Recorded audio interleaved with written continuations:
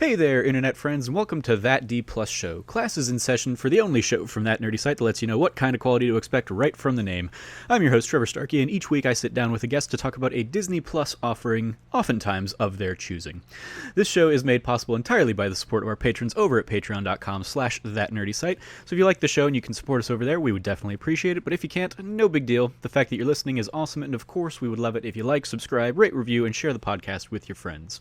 Joining me this week, we are continuing our stroll through people's various Hamilton experiences with kind of the mini-series of That Hamilcast episodes, and I'm joined by Josh the Noise Brown from the Castle Vault podcast. How you doing, Josh? I'm doing great, Trevor. How are you?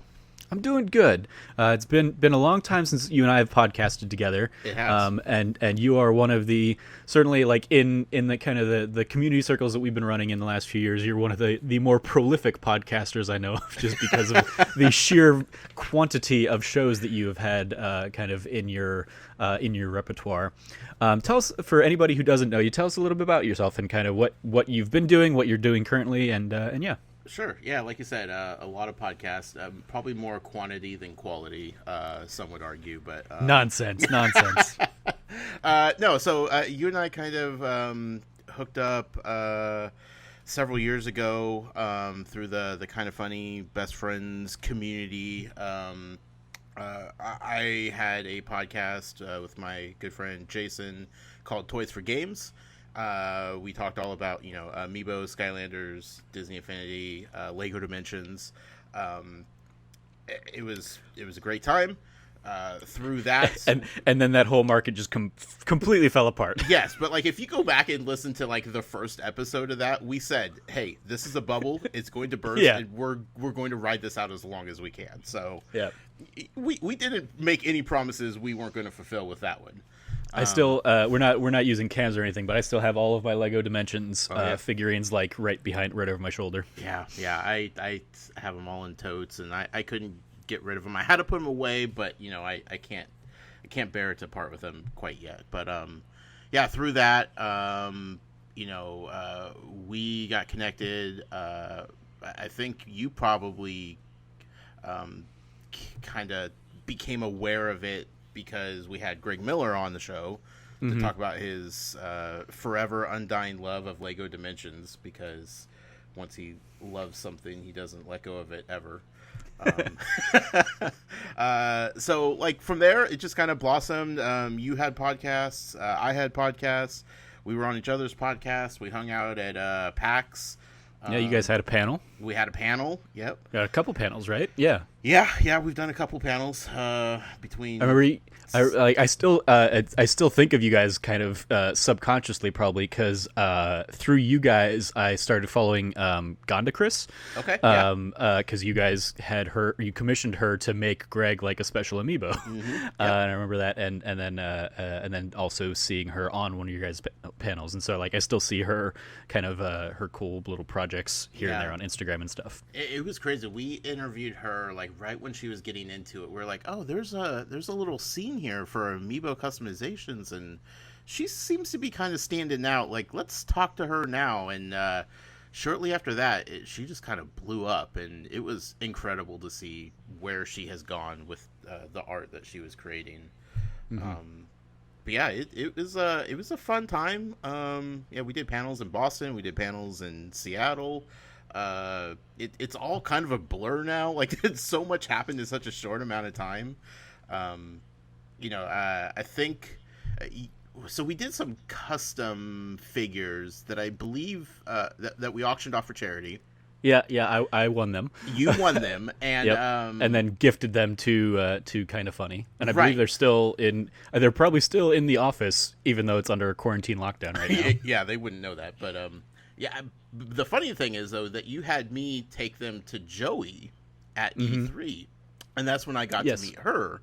And that was when she was just sort of kind of helping them out with like community stuff and whatnot. And it's kind of wild, like how you and I have like made all these kind of connections over the years, just kind of doing our own thing, but still like in the same circles at the same time. Yeah.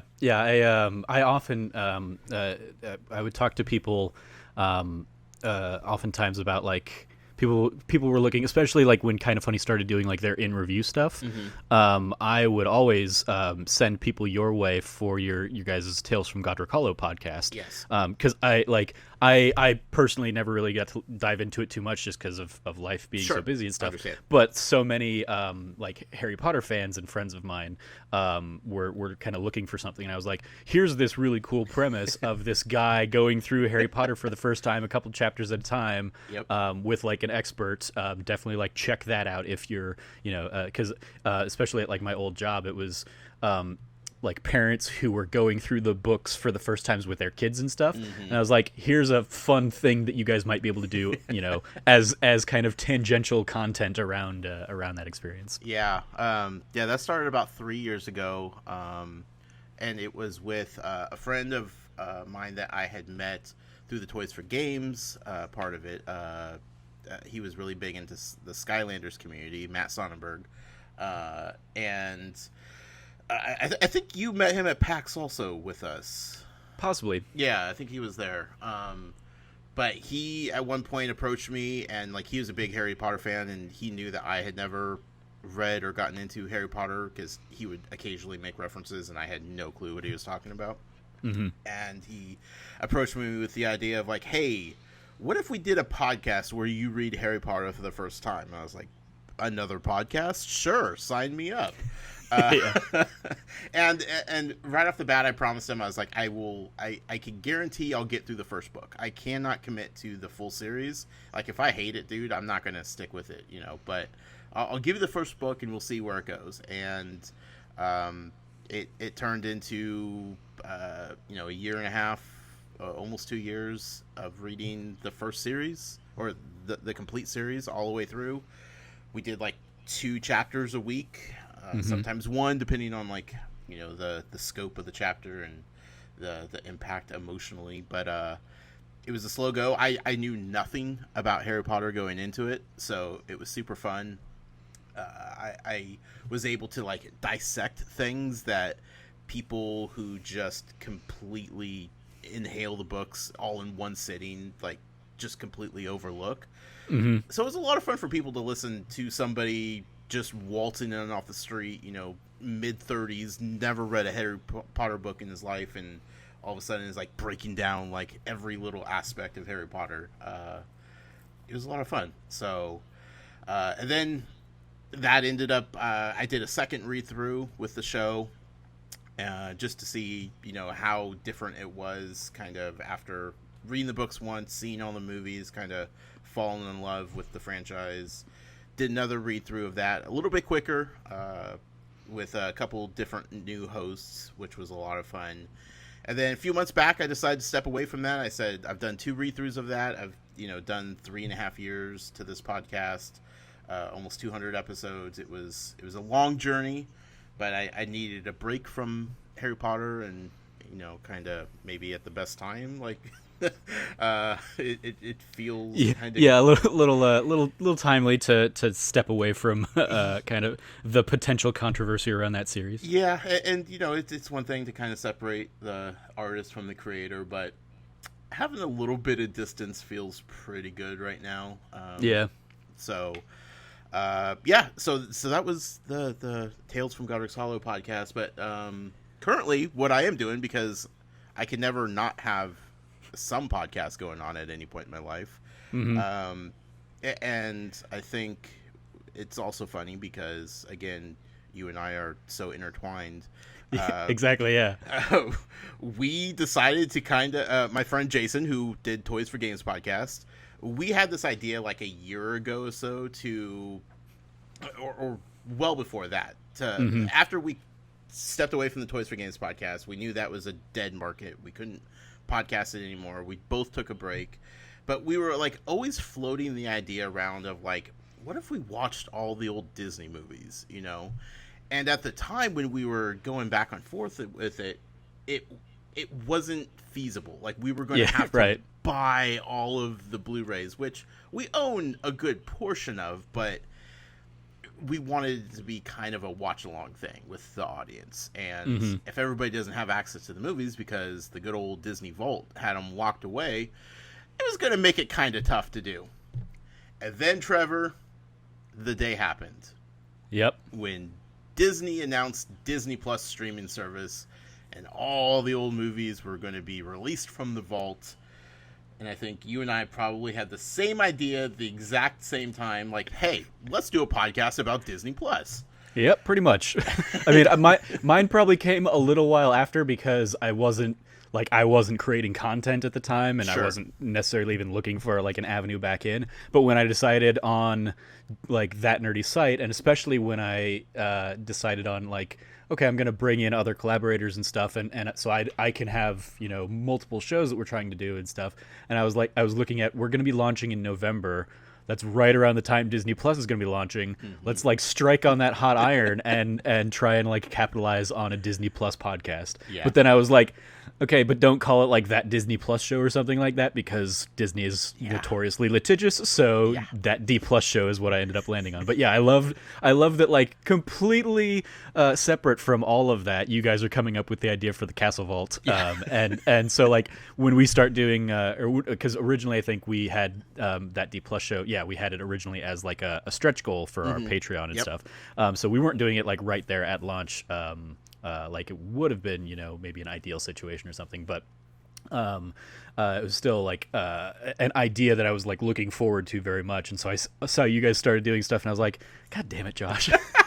No, it's funny because I saw your very first tweet about the site and everything that you were doing, and like you linked to your Patreon, and like I was reading through it, and I was like, oh, they're trying to do a Disney Plus show. I was like, God, okay.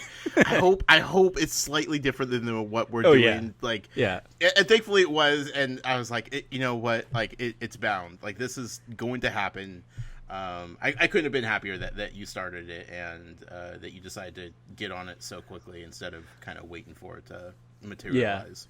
Yeah, we shifted some things around, I think, in terms of like basically like we lowered, I think, the tier or the milestone for this show just to try and like get it like the more readily available one. Right. But yeah, like you guys, for those that don't know, the Castle Vault is going through kind of the classic animated films chronologically. Yes. As of right now, what you guys just did Pocahontas, right? Correct. Yep.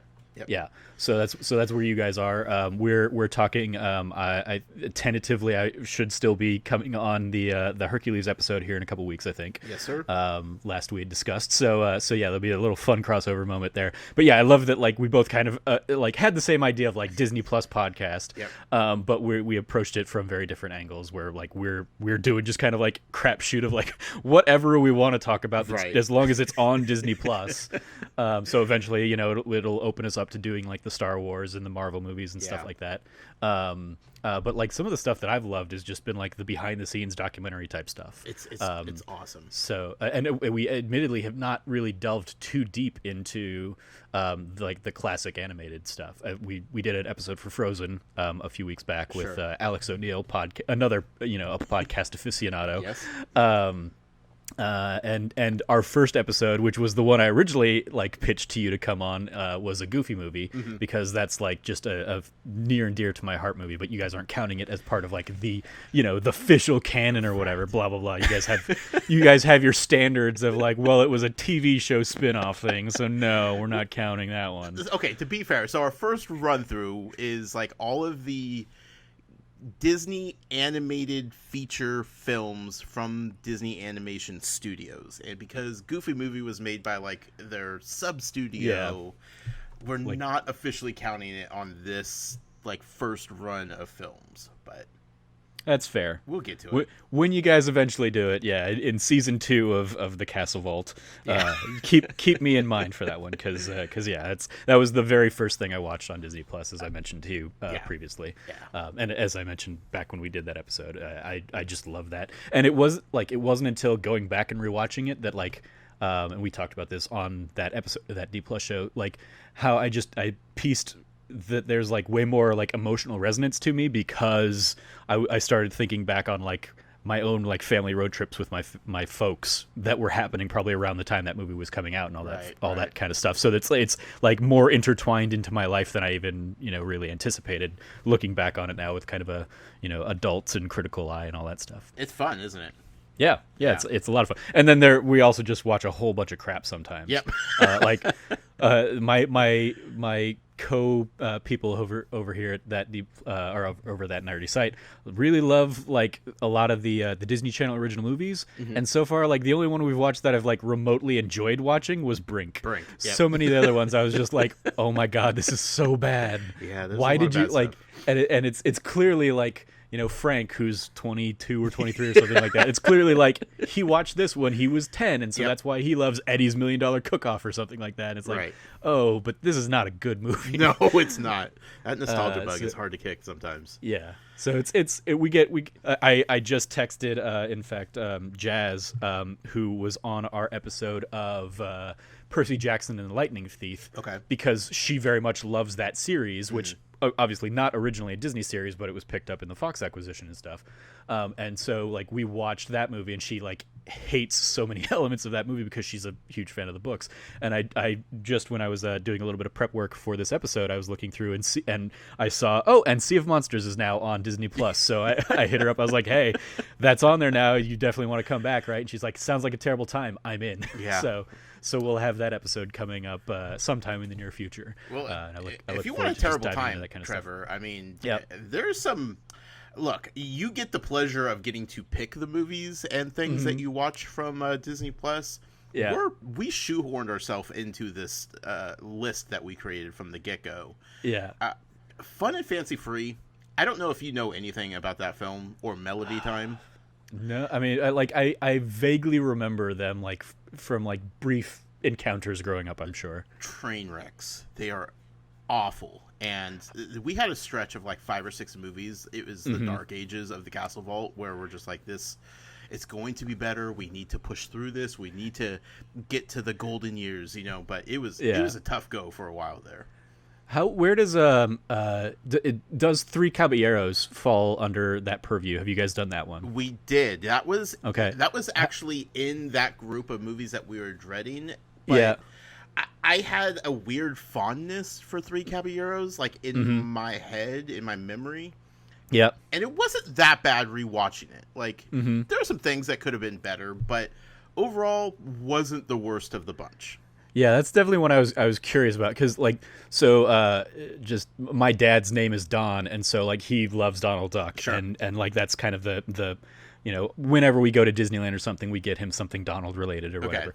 And there are just so few actual like Donald movies or things that like people can point to, and especially at the parks, like pretty much them being like Three Caballeros in like the parades are really the only thing Donald centric outside of like going to Toontown or something like that. So it's one of those that like I definitely haven't sat down and rewatched that movie in a long time, but like I definitely watched it a ton growing up, and I remember, and it might also have been because I grew up here in Arizona, where there was, you know, a much more kind of Hispanic culture around me, even if I, as like a middle class white kid going to a predominantly white school system, wasn't directly encountering it. It was still like all around me when I would go to restaurants and stuff like that. So, I grew up in Southern California, so I mean, same thing.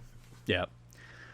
Well, that's very cool. So I'm glad to hear Castle Vault is going well. I look forward to coming on and joining you guys here in a couple weeks. Yes. But let's dive into what we brought you here to talk about today, Hamilton the musical. So the way I've kind of been kicking a lot of these episodes off is, what is your personal history with Hamilton? Well, Trevor, I'm glad you asked, because you and I haven't talked about this at all, like off the air. So you have no idea what I'm walking into with. Exactly. It's a complete surprise to me. Well, much like Harry Potter, Trevor, I knew nothing about Hamilton. Nice. I had never listened to the album.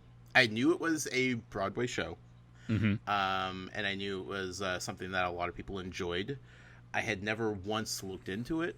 I had never watched any sort of YouTube videos about it. I hadn't listened to a single song from it. I knew absolutely nothing about it. And my podcast co-host, Jason, he was super excited when it was announced that it was coming to Disney Plus, and he kept hyping it up. And I'm like, okay, I will give it a shot. But like at this point, I've gone, 4 or 5 years without knowing anything about it. I was determined to go in completely blind, and that's what I did when I sat down and watched it for the first time on the weekend it released. So here's okay, just to like hammer this point home, Trevor. Yeah. I didn't even know Lin-Manuel Miranda was actually in the show. Like, when we sat down and started watching it, I asked my partner, Valerie, I was like, do you know if Lin-Manuel Miranda is in this? Like, do you know who plays Hamilton? She was like, yeah, I'm not really sure. I'm like, I guess we'll find out, huh? And then the first song he's like introduced, I'm like, oh, okay, so he is Hamilton. Interesting. So I knew nothing about it. Yeah. You were like, oh, hey, it's the guy from Mary Poppins Returns. Actually, I haven't even seen that movie yet. Okay. I just know him from Twitter, and I know people talk about him. Yeah, okay. I think I've heard him like on a few podcasts too, like my brother and me podcast. Yeah, he's a huge my brother and me fan. Yeah, he sneaks in like little references to that podcast in a ton of things he does. Yeah, so I was aware of him, and like I knew kind of like a general scope of his body of work. I knew he was responsible for Hamilton, but again, I didn't know he actually performed in the show. I didn't know he was Hamilton himself. Yeah. So it was a lot of fun kind of discovering that for the first time. Yeah, I bet. That's fun because like I said before we started recording, because you came in, the only really thing I knew was like you were like, so I've listened to a couple of the other conversations. I have a very different experience, and I mentioned that the one I've recorded but hasn't gone live yet was with Cameron Hawkins, and he was very much in the same boat. Like he probably knew a little bit more than you because he'd been exposed to a few of the songs through his girlfriend or fiance now, but it was his first time kind of seeing the show as well. And so it's fun. Like I love getting kind of these different experiences because in the conversations with Logan and Cameron, they obviously knew the show very well, having listened to the soundtrack many times. Cameron talked at length about how he's had an idea of what this show looks like in his head for years, and the colors of lighting and all that stuff. I guess like as somebody who came in very much in the dark, and it is a great parallel to Tales from Godric Hollow, where you kind of went into Harry Potter knowing nothing. What was your experience in kind of this first watch of Hamilton? I absolutely loved it. And like, to be like fully transparent here, I am not a theater nerd in any capacity. I'm not sure, other than like a High School Musical, if I've ever been to a live performance of any sort. Yeah, like that's just not in my wheelhouse. I've never done anything like that before. Not that I didn't want to. I just don't think I've ever really had the opportunity or been pushed to do something like that. So like, I would have never classified myself as like the theater guy or like the musical guy or anything like that. But like I'm super open to like trying new things when it comes to entertainment and that sort of stuff. So like sitting down watching it, no joke, hit play, and like the little bar pops up and it says 2 hour 40 minutes. I was like, oh no, this is I was like, this might be a two-parter, because I don't know if I can sit here for 2 hours and 40 minutes and listen to these folks sing about Hamilton. Boy, was I wrong. You plowed right on through. That's because I was curious. They do put in there in the middle of the show, they have like the intermission break that you have in a 2-act show, and they basically a lot of times, I've mentioned this on other times I've talked about theater, like because originally obviously this was going to be done in movie theaters and whatnot, and what they probably would have done there is what I've seen them do in a lot of other kind of situations where they're showing the movie, which is just the filmed version of the stage play. They'll have that little insert in there for the movie theaters, and the movie theater will basically like kind of bring the lights up and give everybody like a 10-minute break, and you can go and get some concessions and then come back, and they'll do like a little countdown. So the fact that they had like the little 1-minute timer in there was like, hey, you may not, you don't need the 10-15 minutes that you would normally have as an intermission, so hit pause if you need to, or don't, just kind of keep going. Completely up to you. So did you just kind of like plow right on through it? Oh yeah.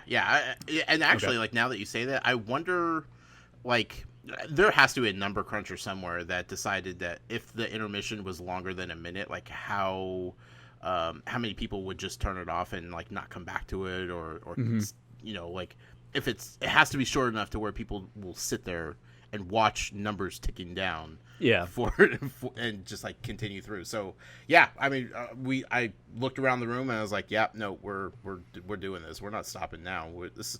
I don't even, you know, I needed to know what happened, Trevor. Yeah. How does this all end? I don't know. Yeah, like you knew pretty much that part of the story from like history and stuff. Like, hey, yeah, we won. Okay, but what happens next for Hamilton? Right. Well, okay. So funny you say that because public school you didn't know that from history. Okay. Yeah. Public school system just completely failed me. So wait, you didn't even realize we won the war? No. I got kind of hints of that. Okay. The 4th of July weekend fireworks, you know, it was kind of obvious. No, the how Alex. Okay, most people don't know much about Hamilton. That's why this whole thing exists. Right? Yeah. The biggest thing I knew about Hamilton, or that I remembered about Hamilton, outside of the fact that he's like on the $10 bill, but also like nobody uses the $10 bill. Right. We always use 5s or 20s or something like that. Right. To the point that like the $10 bill was like at risk of basically being retired, and this show is often credited as like helping kind of like keep it alive for a little bit, or keeping Hamilton on the $10 bill. Yeah.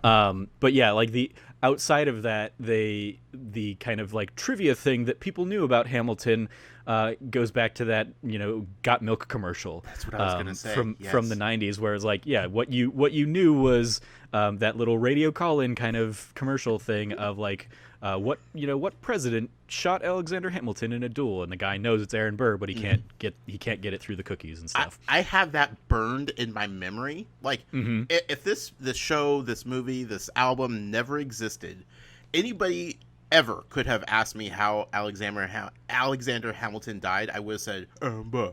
Aaron Burr, yeah, because of that commercial. I don't know why that commercial stuck with me after all these years, but as a kid, that it got inside my brain and it never went away. So, as I recall, I'm pretty sure this is true. I believe Michael Bay is the one who shot that commercial.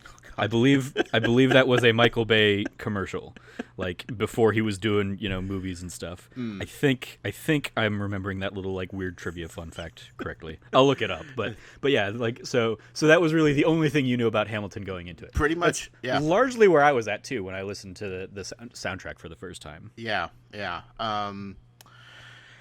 So like, you know, I knew, you know, and you know, because of the opening song, it's like, okay, they're going to probably end this with Hamilton being shot and killed, and but like everything in between, I was just kind of so excited to learn and absorb and just digest, and I had to stop myself probably 30 or 40 times throughout the first viewing of this, from grabbing my phone and just going to Wikipedia, because I was like, I need to know about this. Oh, tell me about this. Hercules Mulligan. Please tell me about this person, because that dude seems fascinating. That's a guy that like nobody had heard about before the show.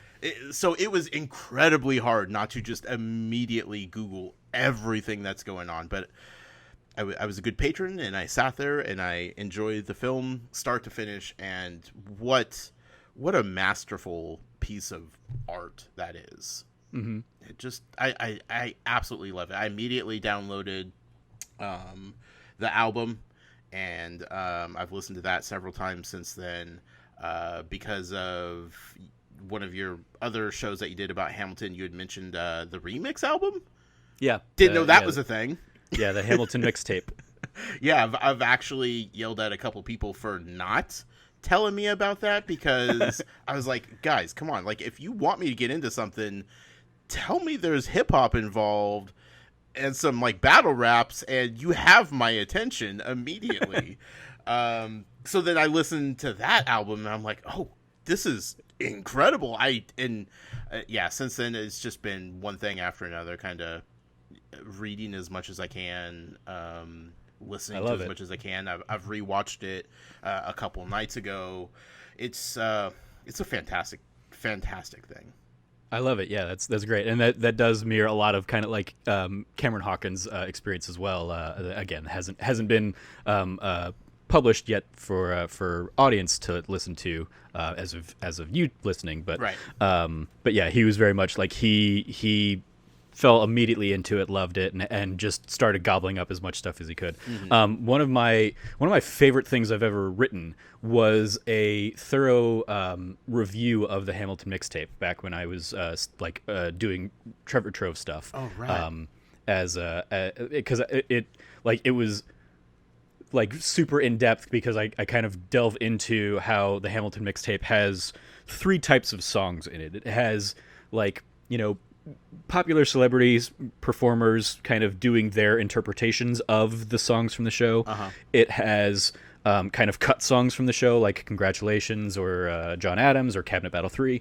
And then it has like the inspired by Hamilton songs. Yes. And some of those are just like my favorite things on that album. Like I love Wrote My Way Out, and I love the Immigrant song, Immigrants Who Gets the Job Done kind of thing. Right. Just the like I for like the weeks after that. And so they're not on the Hamilton Mixtape, but a lot of there were a lot of other kind of like songs that were inspired by Hamilton that came out prior to the Hamilton Mixtape, before they like realized, hey, we've got enough that we can do a whole album on this. They did a lot of kind of like one-off, they called them Hamil drops, okay. Kind of when Hamilton really took off, and they would do stuff like that. There one that I shared with Cameron after we sat down and recorded was kind of a crossover between Hamilton and Dear Evan Hansen, okay. Because Dear Evan Hansen, another kind of big Broadway musical, music directed by Alex Lacamoire, who also did the orchestration for Hamilton. So like he was already kind of working on both of those things, and so they do kind of a great little crossover of those 2 numbers that happened around the time of the school shootings in Florida, and they did like the rally kind of after that. Okay. That Lin-Manuel Miranda and Ben Platt, who did the Dear Evan Hansen side of things, they came out and like performed it live at their protest rally in DC and stuff. So that's another really cool one to check out. There's my favorite one of them though is the Weird Al Yankovic Hamilton polka. Oh, interesting. It is a Weird Al, in the style of the Weird Al polka mashups that he is known for, where every album he'll take 7 songs or something that he didn't do dedicated parodies to, but he'll just do them in like fun polka style. Yeah, he does that with Hamilton. Fantastic. And just goes like crazy on a number of the songs and stuff. And when the movie version came out, he went in, or somebody on his behalf went in and edited like the film to his Hamilton polka, so you can now watch like the video version of it with just all of the actors doing their parts really sped up, because right. he's of course singing things at speed and stuff like that. Right. So that's another one that I definitely recommend checking out, if you've enjoyed cut. Yeah, the Weird Al Hamilton polka that you can go find on YouTube or Spotify or stuff like that. Cool. So yeah, the Hamil drops were kind of the like in between Hamilton blowing up and the Hamilton Mixtape, where it was just like every month they would kind of release a new song that was like a collaboration with another artist, or it was the stuff that like eventually would have been in the Hamilton Mixtape, sure. but they didn't have the mixtape kind of format and idea right. at the time. So but yeah, I love that like you also got attached to the Hamilton Mixtape, because as I mentioned in my episode with Cam Hawkins, because he was very curious like what the Hamilton Mixtape was, because he's seen like interviews with Leslie Odom Jr., who talks about going and seeing the Hamilton Mixtape before he was ever in it, and so it was a nice like coming full circle moment, because originally before he was doing it as a musical, Hamilton or Lin-Manuel Miranda was doing Hamilton as a concept album, a hip hop concept album, right, that eventually turned into the musical that then spawned a mixtape. So it was like a wonderful little loop of that inspiration. That's really cool. I love that kind of like you immediately like fell into it and were gobbling up, because one of the things that I've seen Lynn talk about in a lot of interviews and stuff is especially one of the newer ones that I've seen is people talking about like, hey, there's a lot of like historical inaccuracies in it. And he's like, yeah, I get that. I know that. My objective in this show was to entertain you for a couple hours, but also I hope that like it inspires you to go out and find out what the story was behind this stuff. So I love that like you were fighting the urge to go out and like Google that stuff as you were watching. I was, yeah. Just to rewind just a little bit. You mentioned that Congratulations song. That was supposed to be in the show? So yeah, Congratulations was originally it was originally in and like there are still hints of it obviously in there when Angelica comes back after the Reynolds pamphlets. It was originally Congratulations was originally like in that sequence. Okay. So that little bit where she talks to Hamilton about I'm not here for you. I know my sister like I know my own mind. All that, like where she kind of has that moment. Yep. Like Congratulations would have been in there. In like a prior run or an off-Broadway run of the show, it was in there, but they retooled it and they kind of streamlined it a little bit to put it into what is in the final version. So that's what like there are a few of the songs on the mixtape, like the John Adams one is another one. Right. If you listen to that number, that like the only surviving element of that in Hamilton, the show proper, is the end line of "Sit down, John, you fat mother." Beep. Yeah. They like I as somebody who had done a lot of like looking into and researching and like had heard a lot of those songs prior to the Hamilton mixtape being released because like they'd been recorded at off-Broadway or workshop runs or something like that. I knew a lot of those songs, and I knew like why they'd been cut. But it was still cool getting to see them celebrated as well. Yeah. Because a lot of times it was just like for John Adams, it was cut because hey, John Adams isn't really a character we spend time with in this show, so it doesn't make sense to really devote a whole song to him. Let's just leave him as like a character that we kind of joke about here and there. And Congratulations, I think, was edited down a little bit just because to really get more quickly to Burn, I think. Sure. Is the idea of that, and get to the emotional kind of resonance. Like you don't need Angelica gloating about how much Hamilton is screwed up because everybody knows how much Hamilton has screwed it up. Yeah, but you kind of do though, and that bums me out that it's cut because I think it's probably my favorite song on that remix album because it's like she's the only person that I feel was capable of like putting him in his place in a proper fashion instead of like the Thomas Jefferson back and forth thing. It was like, okay, whatever, they're foes, they're adversaries, but like Angelica saying that to him and being like, you are dumb, what would you possibly gain from this? Like I'm listening to that song, I'm like, yes, tell him exactly what it needs to happen here because he's so stupid. So another Hamil drop I will absolutely recommend to you then is it's a song called First Burn. Okay. And it's an earlier version of Burn that is performed by like a girl group that I just don't know because it's 5 different women coming in and singing different parts of it and stuff like that. It's like done. It's shot as like a studio thing on the YouTube video that I watched. But it's very noticeably like Burn, and most of the final song is still there, but there are little things in there where it's the idea that Eliza, like she has a line in that song about like let's not act like I don't know how you look at my sister. And stuff like that. I'm not dumb, and so it's a like thinking about that in the context of if Congratulations was also in there, they make for another nice little kind of double header, just like Helpless and Satisfied, but in reverse, where you kind of see like Angelica's response and then you see Eliza's response in that. But again, they kind of for the ultimate like product that they ended up putting out, they kind of streamlined some things, made some cuts here and there, and in largely I think too another reason I think they kind of pull away from Congratulations is like, hey, let's not make it as completely overt that like Angelica has feelings for Hamilton or something like that.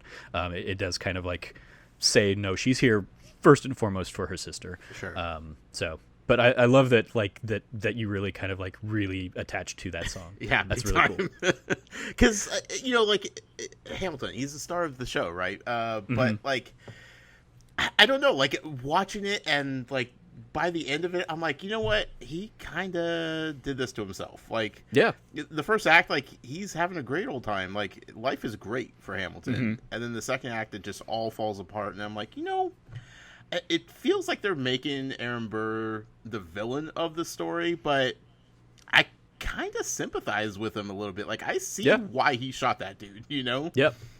Yeah, that's one of the things that we've talked about on at least one of these episodes. It might have been the Cam Hawkins one, but is the idea that, obviously the show is named Alexander Hamilton, but it is as much, if not more so, Aaron Burr's story. Yes. And like him being set there as your narrator, as your character, and we go on, just as wild of an arc for him as we do with Hamilton. They are very much like dual leads, and that's like when they were put up for the Tony Awards, both of them were nominated for lead actor, and Leslie Odom Jr. won over Lin-Manuel Miranda for the role of Burr. So I think Burr. Yeah, like Burr is absolutely, I think, the more compelling character. He's always the one that, like, in a dream scenario kind of thing where I could play Burr, like that's the character in this show I would want to play more than anybody else. Sure. Because he has the most interesting and compelling flavors to play with, because you get to see him, at his highest highs, at his lowest lows. You get to see him kind of like sitting back and he goes from waiting for it to taking his shot, and then we see like the downfall of him taking his shot there at the end. So, it's just a very like interesting and compelling arc. So getting to see him and making him a compelling character. I'll share with you when we're done here the same kind of Hamilton motifs video essay that I've been sharing around with a few other people online. That really delves into Wait For It specifically. I mean, he like the guy. It's like a 30-minute video essay, and the guy talks about how Hamilton as a show has just a great use of repeated like moments and motifs and musical cues and just words and lyrics and stuff to put you in the shoes of especially Burr, because you have the idea of Wait For It that kind of comes and goes 5 times throughout the show, and each time you as an audience member are exposed to the idea of Wait For It, you're feeling a different thing. In the first song, it's in his song Wait For It, it is very melancholic, and you feel sympathy for Burr, and then like the next time it comes up, you start to feel kind of like a little bit of ridicule towards Burr or something like that, or you feel anger towards Burr. Right. And so by the time he screams wait at the end when he's shooting Hamilton, like all of this cacophony of feelings are kind of like tied up in that idea of Wait For It and Burr as a result and stuff. And the video essay does a much better job of kind of like laying out this than I am right now. But sure. But it's definitely like it's one of my favorite analytical pieces on the show, just because of how well it dives into to kind of that motif and the idea that we've talked about on a couple episodes, that you see at the beginning of the show. You have Burr with the mentality of Wait For It, and you have Hamilton with the mentality of I'm not going to throw away my shot, I act. Yeah. And then by the end of the show that is flipped, and right. Burr acts and Hamilton throws away his shot. And it's just a wonderful juxtaposition of those two characters and the arc that they both make. And it's so heartbreaking too, because it's history. It happened. You can't change the past. But like, I just kept thinking, why couldn't they have talked this out? Like, they got to the point where they had to get to the where they had to duel.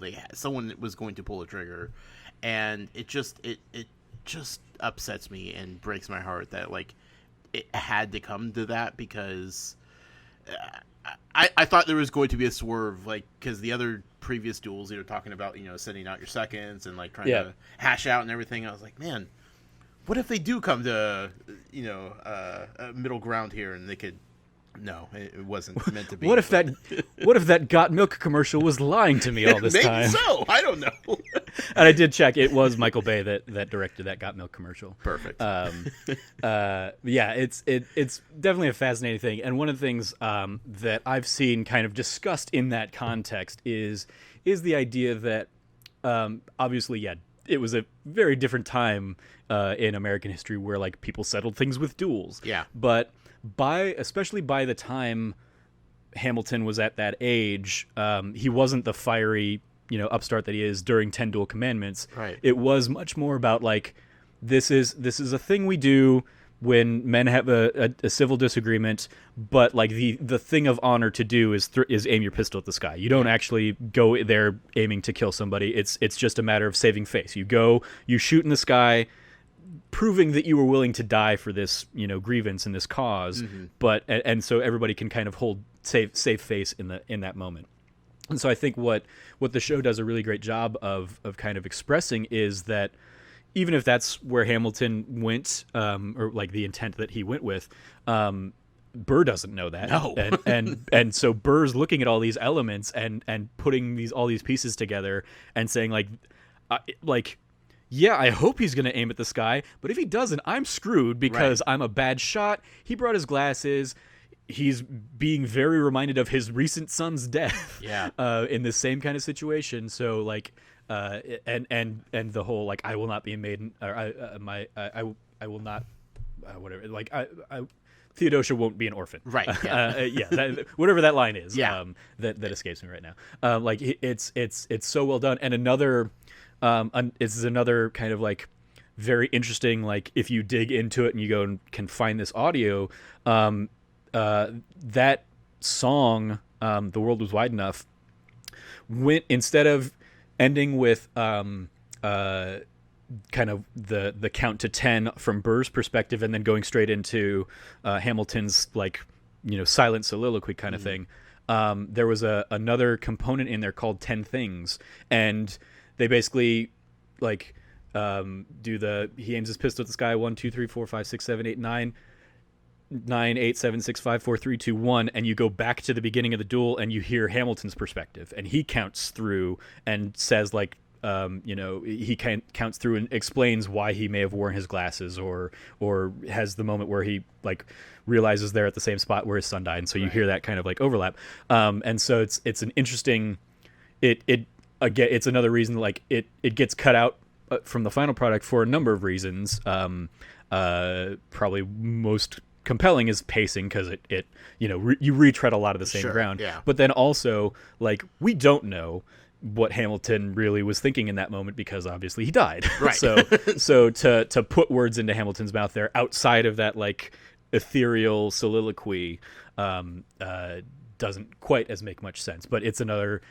fun thing to go and dig into, that in a prior version of that show there was more to that song that kind of tells a different side of that story. Mm-hmm. And I love digging into those kinds of things, and it's another thing that like I dug into all these things a few years ago back when I was first listening to the show, religiously and all that stuff. And now going back in the context of 2020 and seeing the show again, and like I've gone back out and I've been seeking out a lot of those kind of cut numbers from the show. Sure. And just enjoying a lot of those moments and like the what ifs, or envisioning like a lot of these people kind of performing those little bits off Broadway or something. Right.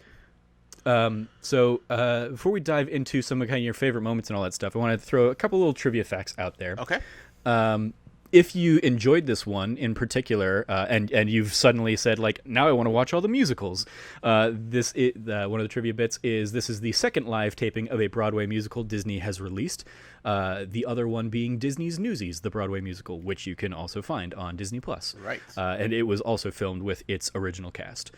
Jeremy Jordan is kind of the lead of that one. It's another one that like I have watched a handful of times on Disney Plus just because I'm a nerd and loves musicals, and really enjoyed getting to see. Like that's one that I went and saw in a movie theater back when the local Harkins theater chain here in Arizona, did it on like a Saturday morning or something like that. So I went and saw it either with my sister or with a friend or something like that. And we just went and watched that movie, and that's where I said they like when the intermission point comes, they just kind of like cut the thing to black for 10 minutes, invite people to stretch, go grab concessions, and then they threw like a little countdown on the wall, like, you know, we'll be starting again in 15 minutes or whatever. Right. And then you go back and you watch Act 2, and you're getting that same experience.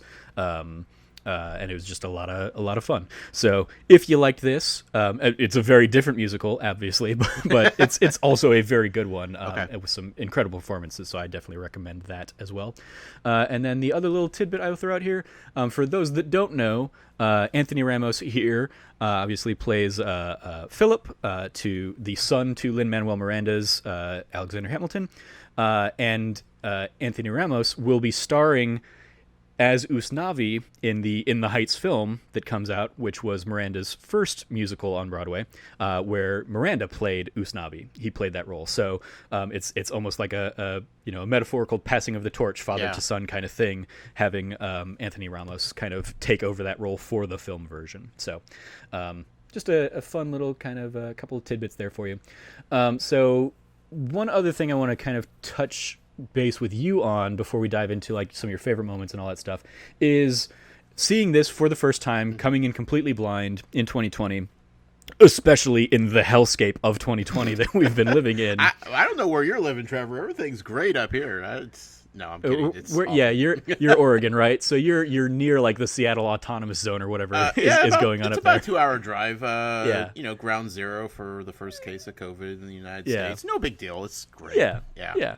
So in the context of that, and obviously all of the conversations that are happening in America right now, do you think that influenced kind of your experience with seeing this show for the first time? It was definitely something I had to really sit and think about after the fact. Because again, I didn't know what to expect from the show going into it. You know, I don't think I was aware that pretty much the entire cast were people of color, which was phenomenal and fantastic. And I loved, by the end of watching it the first time, I sat there and I thought, well, I don't remember Thomas Jefferson being black, but maybe, no, that definitely wasn't a thing. You know, so I had to like start questioning myself about like these historical figures. And I was like, no, they were definitely all white dudes, and I love this different interpretation of it. But you know, the farther I got from like the initial glow of watching it, the more I kind of realized, they sugarcoated a lot of things, and unfortunately so. You know, which you've talked about on your previous episodes, and that third cabinet battle that's on the remix album. Like, that's where they really touch upon like the slavery issue, and it's such I'm curious, because you're the first one I've really talked to that has listened to that song. Yeah. I'm curious what your interpretation of it, or like what your thoughts on it were hearing Cabinet Battle 3 on the mixtape. And obviously that's one of the, like, on the mixtape, that's probably like the least polished thing, because it's literally just Lin-Manuel Miranda's demo of that. So he's playing all of the roles, and you just kind of have to like interpret, okay, he's being Washington when he says this thing, he's being Jefferson when he says this, he's being Madison, he's being Hamilton. But it's I think it's clear enough as he has that debate with himself. Yeah, he did those parts perfectly. Like, I knew exactly who he was the first time I listened to it. Yeah. But what was your kind of takeaway from that? Like, did you walk away from that thinking like, oh, that really should have been in the show, or did you kind of walk away thinking like, oh, I get why they cut that or something? Sure. So, as I alluded to before, like hip hop, like I love hip hop. I grew up listening to hip hop, rap, R&B. Like, that's my music genre of choice by a long shot. So did you catch like all the little like nods to hip hop and stuff? Yeah, that we'll talk about that in a little bit, Trevor. Don't worry. Yeah. Okay. I got a list ready for you, dude. Nice. But in regards to this song, so the Tupac beat starts, and I'm like, okay, all right, I see. Like, this is definitely like him just demoing it, like you said. Like, it wasn't polished; it was him doing all of it. But he's doing it over a Tupac beat, which, okay, you Yeah, you're winning my heart here, Lin-Manuel Miranda, who also, that is one of the most complicated names to say. It shouldn't be, but every time I say it, I have to think about the words I'm saying, and it's so frustrating. Anyway, so he's rapping over the Tupac. Josh, I think we're just a little too white, I think is what it really comes down to. It's the Manuel Miranda. Like, the syllables just don't line up the way I need them to for my white tongue. Anyway, so this song. Tupac beat comes, yeah. And you're feeling it already. Yes. So, and they start talking, Lin-Manuel Miranda's doing his thing, and he's explaining, he's doing the different verses from the different points of view, and they're going back on slavery. And I think one of the lines that, like, really hits home is, like, how could we have the answers if we don't even know the question, or something along those lines, right? Mm-hmm. And I'm like, yeah, that's so true. But also at the same time, like, you know the question, and, like, sure, you don't have the answers, but isn't that what you're supposed to be figuring out here? Like, it kind of alludes to, like, they didn't want to try to come up with solutions because it wasn't easy, you know? Yeah. And by the end of it, and they just kind of all agree that, like, yeah, well, maybe the next generation will figure it out, and they call it good. And I'm like, damn, that, of all things that probably got cut from the show, should have been in the show, because I think that really kind of, brings home the point that, like, these guys were not just complacent, but, like, they were also part of the problem with slavery. Like, they were slave owners, and they Washington, Hamilton, like, they kind of turned a blind eye to it, and they didn't want to deal with it because it was, they saw bigger problems, right? Yeah. It was, we'll get to it when we get to it type of thing. And I think that song, that cabinet battle, kind of really brings it all back for the watcher of the film or the show, of, like, yeah, there are problems that we are collectively overlooking here, and it was only a couple minutes, but I think it would have been a really good thing to include, just for the fact of not allowing people to walk away from this and assume that there weren't problems. Yeah.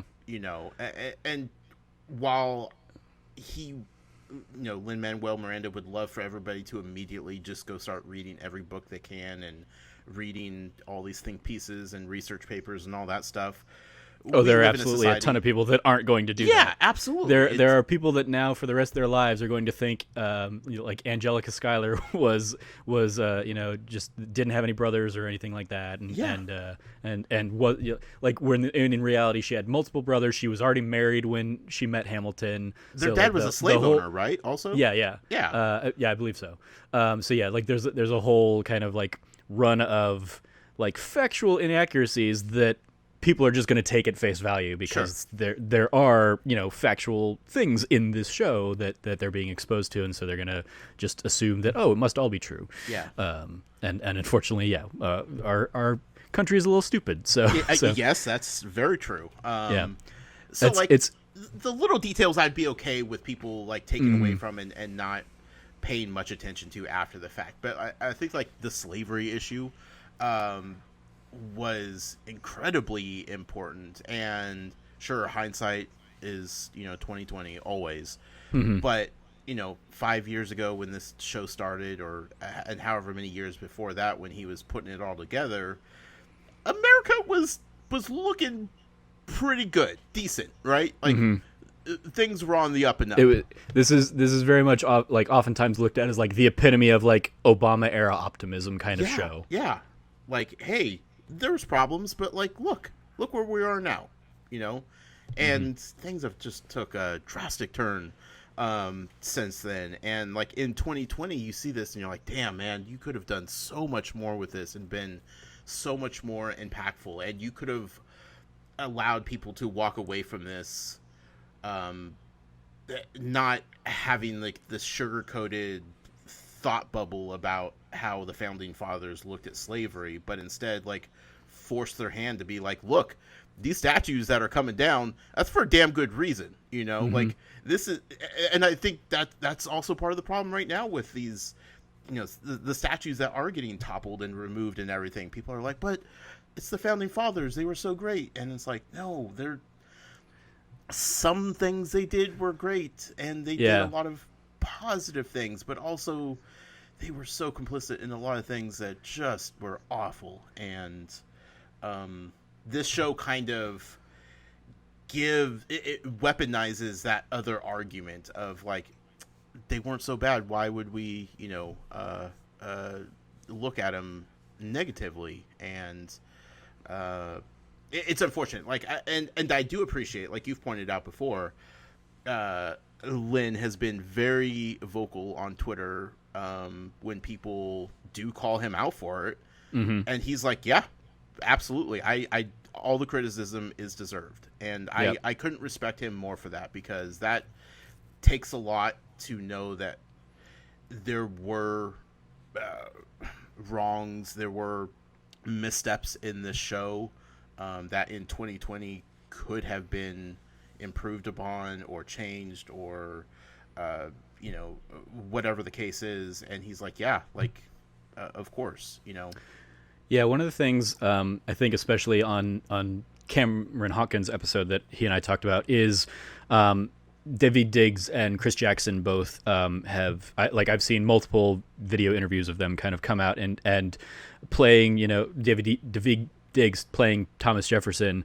He'll come out there and talk about how, you know, Thomas Jefferson did these amazing things, but he also owned dudes, and that sucks, and that's shitty. Right. And both of those things can and do exist. Absolutely. And that's how he kind of like, to play that role, he had to like recognize that and own up to that. Yeah. Same with Chris Jackson playing Washington. He was like he specifically has a moment at the end of the show in Who Lives, Who Dies, Who Tells Your Story, where Eliza is talking about, you know, you could have done so much more if you only had time, fought against slavery.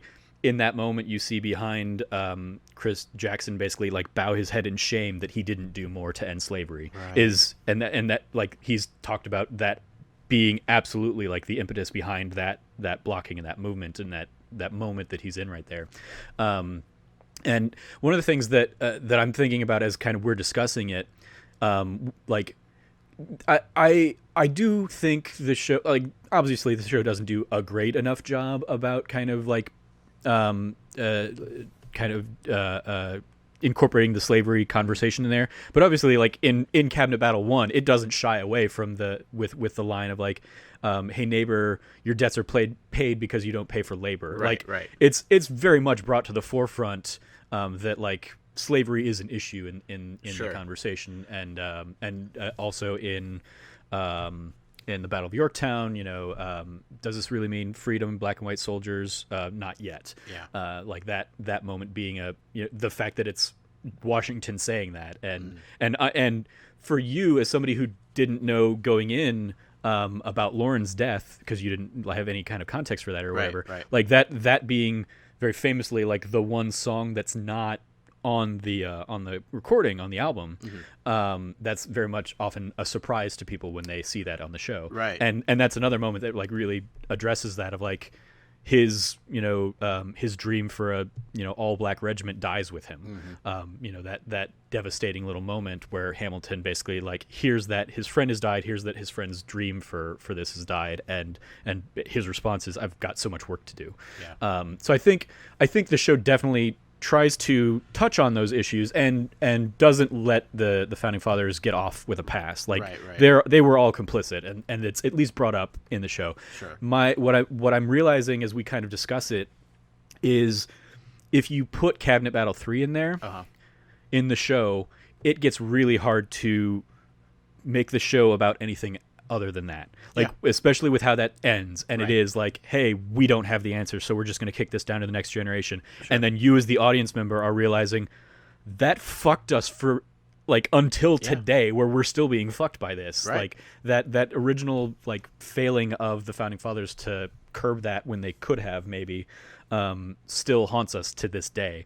It becomes real hard to get through the rest of that act without that just looming over everything else that you're doing. I don't think that's a bad thing, though. Honestly, I don't either. But I think for the story they're trying to tell, it's just it doesn't benefit the story that they're trying to tell as much as from an entertainment. It changes the story. Yeah, it changes the story of Alexander Hamilton from, hey, let's talk about the life and times of this guy who's often overlooked by history. It would turn the show into, let's look at like that guy's life, but then we're gonna go really hard into like slavery. It becomes a political statement instead of the art that it is. Yeah. And like you do mention in the first cabinet battle, like they do have those lines about slavery and free labor and whatnot, and I would kind of point out that it was used in more of a comedic effect than like we're really getting you to think about slavery here, because it was the oohs and ahs from the audience and mic drop moment type thing, and it's like they mentioned it, but also like it was a punchline. It wasn't I'm gonna let you sit on that and think about that the rest of the night type of thing. That's fair. Yeah, whereas the third one that did get cut is like completely different tone, and I don't know how it would have looked in results with like the actual actors doing their thing, but the tone, everything about all the words said in it is far more bleak than the first few cabinet battles. So yeah, you're right. It would have been hard to recoup from that and end the show the way that they wanted and the show on the high note of Hamilton getting shot. Yeah, exactly. So let's talk about some of your favorite moments and kind of the things that really stood out to you, especially like I think outside of talking with Cam last week, or Cam Hawkins, you, it sounds like, have the most in-depth hip-hop kind of coming into this background, because that's like one of the things I often talk about on the show is I have the companion book Hamilton the Revolution, which I recommend to anybody who loves the show, because it's half behind the scenes, half like lyricist liner notes from Lin-Manuel Miranda. Right. And that's where I was like, there are a lot of like musical cues like that I would hear from this show, and I'd be like, I know I've heard that before, but I don't know from what, because I don't have like the hip hop repertoire ingrained into my head. Sure. But like the musical theater references I catch left and right kind of thing.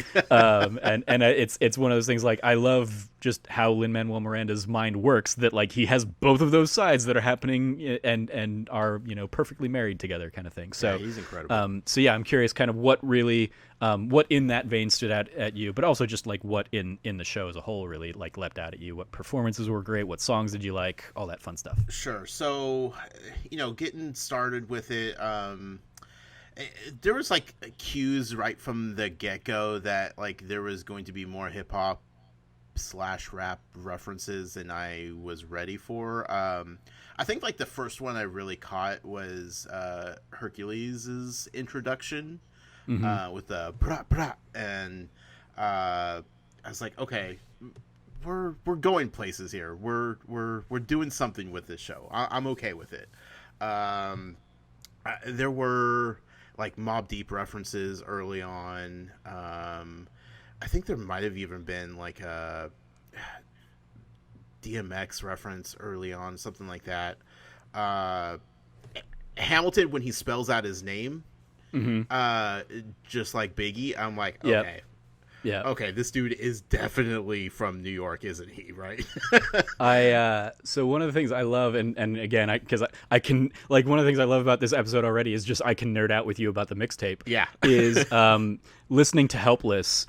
Obviously very much inspired by like Ja Rule and Aaliyah songs, and like that era of stuff. And so for the mixtape to come around and Ja Rule is the one doing the Hamilton part on that was like that's another thing coming full circle in that song in particular. Before even listening to that album, right? Before I'd even downloaded it, I was sitting there thinking like all these different songs sound like other songs I'm familiar with, or a handful of them do, right? And that Helpless song, I was like, man, that's like maybe like I don't know, Monica Brandy, Yeah.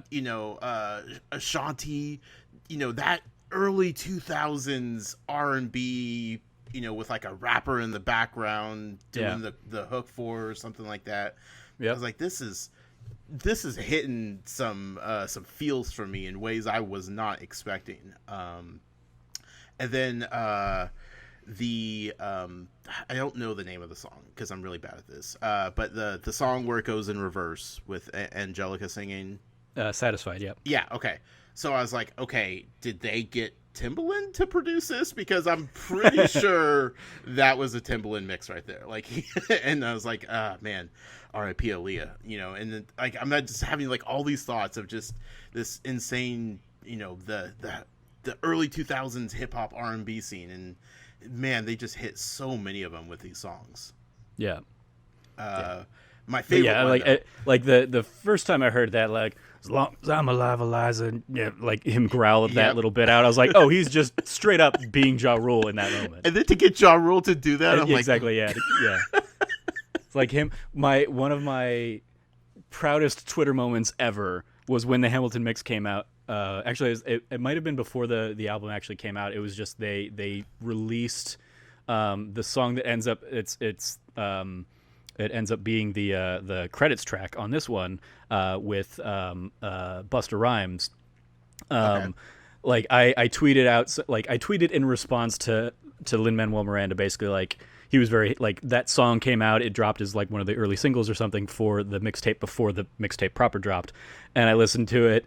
And I was like, oh my god, how great is it when like Busta Rhymes is growling out Hercules Mulligan or something like, right. And that little bit, and Lin-Manuel Miranda liked that tweet, Nice. and I was like, yes, I have peaked. Lin-Manuel Miranda knows at least for the splittest of seconds of my existence that I can wrap it up now. Twitter's done. I'll never tweet again. Yeah, done. I mean, I clearly did, but yeah, like I screenshotted that. I'm sure I could go in and find that little screenshot somewhere on my phone, right? Just like as a beautiful moment of pride. Yeah, you got to celebrate those. Much appreciation for you for that one, sir. Yeah. So there's one song. Okay, so when they're talking about the ladies song, right? Which first time hearing that completely threw me off guard. I'm thinking, okay, they're gonna be singing about the revolution and like their war and everything, and then it swings into how they're ladies men. I'm like, oh my god, this is killing me. This is so good. But I was like, okay, what's up, Beastie Boys? Let's go. But the song that like cemented it for me, where I went from I'm enjoying this to I freaking love everything that's going on here. 10 Dual Commandments. Yeah. Okay. That started up. I'm like, Biggie, this 10 Dual Commandments, and like listed them off, and I was like, this is Biggie Smalls is probably my favorite rapper of all time. Like, gone way too soon, but like that dude was incredible from the get-go, and just a talent that the world has not seen since. And hearing 10 Dual Commandments, like an obvious homage to Biggie Smalls, and how well that song was performed, but also it was like I am learning about a duel, or how to duel, which I don't think I'd ever put thought into in my entire life, and now I know the entire process of dueling. Yeah, you just thought like somebody slaps somebody with a glove, and then they show up with guns and they shoot at each other, and that's it. That's a duel. Yeah, and like I think maybe like Westerns kind of skewed my perspective on how duels happened. Or, probably also, yeah. Yeah. So like hearing that like there's like a gentleman's agreement on how this is to happen and everything about it, I was just like, okay. The fact that we have such an obvious reference to Notorious B.I.G. in this show with this song just sold it for me. Everything else was just icing on the cake from there, man. Like there was like I think there was like an Eminem reference. I think Hamilton said something about having like one shot in one of the songs, and I was like, is that about lose yourself? I don't know, maybe. Also, once you start realizing that there's all these references to old hip hop songs, like everything you hear starts being a reference to something else. So you know, I keep meaning to look it up so I can have it kind of as a reference point. But I believe one of the things that really helped Lin-Manuel kind of write each of the different characters, especially the four kind of friends of the revolution in Hamilton, Mulligan, Lafayette, and Lawrence, is he kind of like assigned, and I think also Aaron Burr, he assigned each of them like a hip hop artist as kind of like their baseline, their main inspiration. Like I want to say, I feel like I remember reading somewhere, seeing somewhere that like Aaron Burr is like heavily inspired and influenced by Mos Def. And that kind of like fuels his drive, and so you kind of see how that helped him kind of create distinct voices and distinct rhyme patterns and just rhythms for each of those different characters. Sure. Basing them off of real legacy of performers and stuff. Yeah. I mean, speaking of the performers, like Daveed Diggs, right? Is that? Yep. Yeah. My God, what a freaking talent, dude. Playing Lafayette, with the French accent, like how he transitions from that into the Thomas Jefferson character, but like the raps that he performs is unbelievable. Like, and I think like a majority of the audience are like, yeah, that was pretty quick, but like when you listen to what he's saying and how well he's saying it, I think you might have even mentioned about like the enunciation that dude has. With the fact that you can completely understand what he's saying through that accent at that speed is absurd talent. I don't know how that's possible. It's a trivia thing that I have pulled in here. 538 did an analysis on kind of the speed of Hamilton, and one of the things they identified is that Lafayette reaches during Guns and Ships, he reaches 6.3 words per second with that kind of 19-word verse.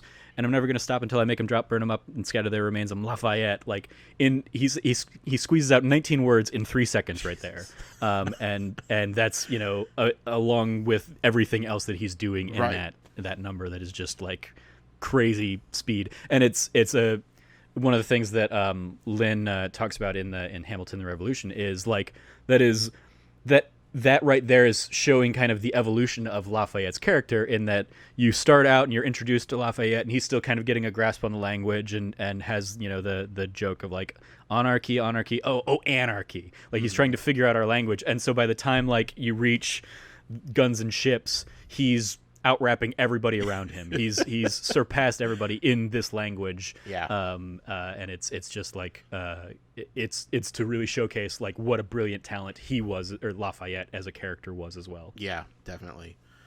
What about the actress that played Angelica? She during Satisfied, this is another one that 538 pulled up.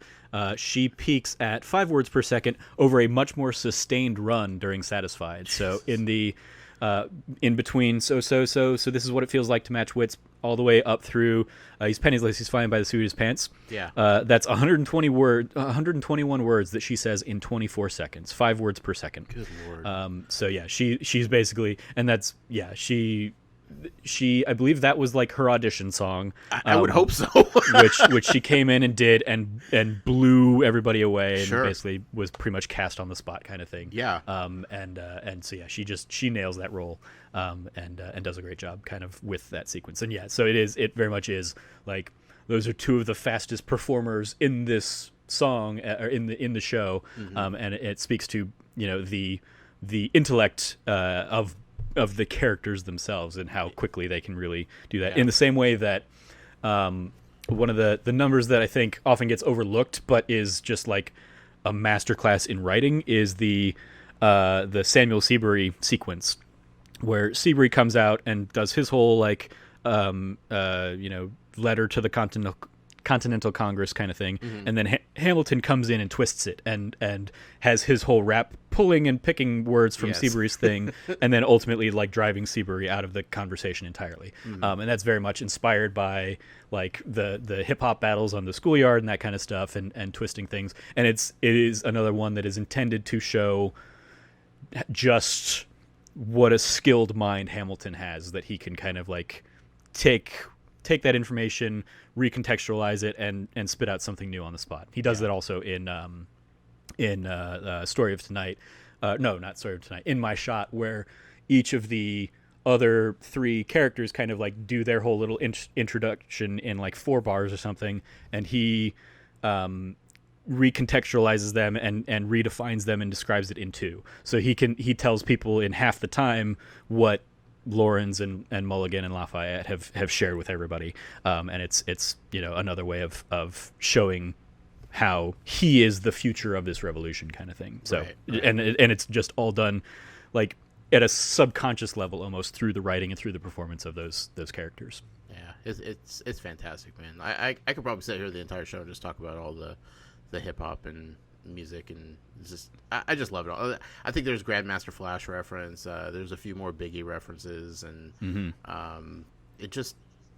it won me over just with that. So yeah, needless to say, I very much appreciated the music quite a bit. Another thing I really enjoyed, which you guys have definitely talked about a few times on the show, but maybe not at length. King George. What? Cam Hawkins really loved King George, so we might God. retread a little bit of ground here, but but yeah. So, okay, again, didn't know that was the dude that played Kristoff. Oh yeah, Right. yeah. So, but seeing his performance, it's so jarring the first time he comes out, because like there's this frenetic pace going on, and like everything's moving around you, and you're getting the vibe of this entire show, and then he struts out there and he has this song, and it's like, of all the things to get stuck in your head, it's that one, right? Mm-hmm. Like immediately you're like, yeah, that's never leaving my brain ever. It's just not going to happen. Yeah. Jonathan Groff is a national treasure, and for the Castle Vault podcast, we have started a campaign to have him on the show. I saw that, yeah. It has to happen, because not only is he in Hamilton, which now we both love and appreciate, but he's also in the Frozen franchise, obviously. Mm-hmm. But it was one of the big crimes of the first Frozen movie, is that like you take this Broadway caliber, Tony Award nominated caliber actor, and you give him a quick little song singing to a moose. Right, and in the second one, I think that's why his song Or a is... reindeer, sorry. Yeah, don't... Obviously, a reindeer are better than people being the song. Of course. But no, in the second one, he has that song, and it comes out of nowhere, and people are like, "Oh my God, Kristoff could sing!" Right? Yeah. It's like, oh, this is amazing. It's like, that is easily one of my favorite moments in Frozen 2. Oh, yeah. Is when he gets his like 90s boy band moment. Yes, it's fantastic, and like knowing who is performing it now, it all makes sense, right? Yeah. Every bit of it. Yeah. So on top of all, it's very interesting, because his kind of breakout role on Broadway was a show called Spring Awakening. Okay. Which is also the show that Leah Michele really broke out on Broadway before she did Glee.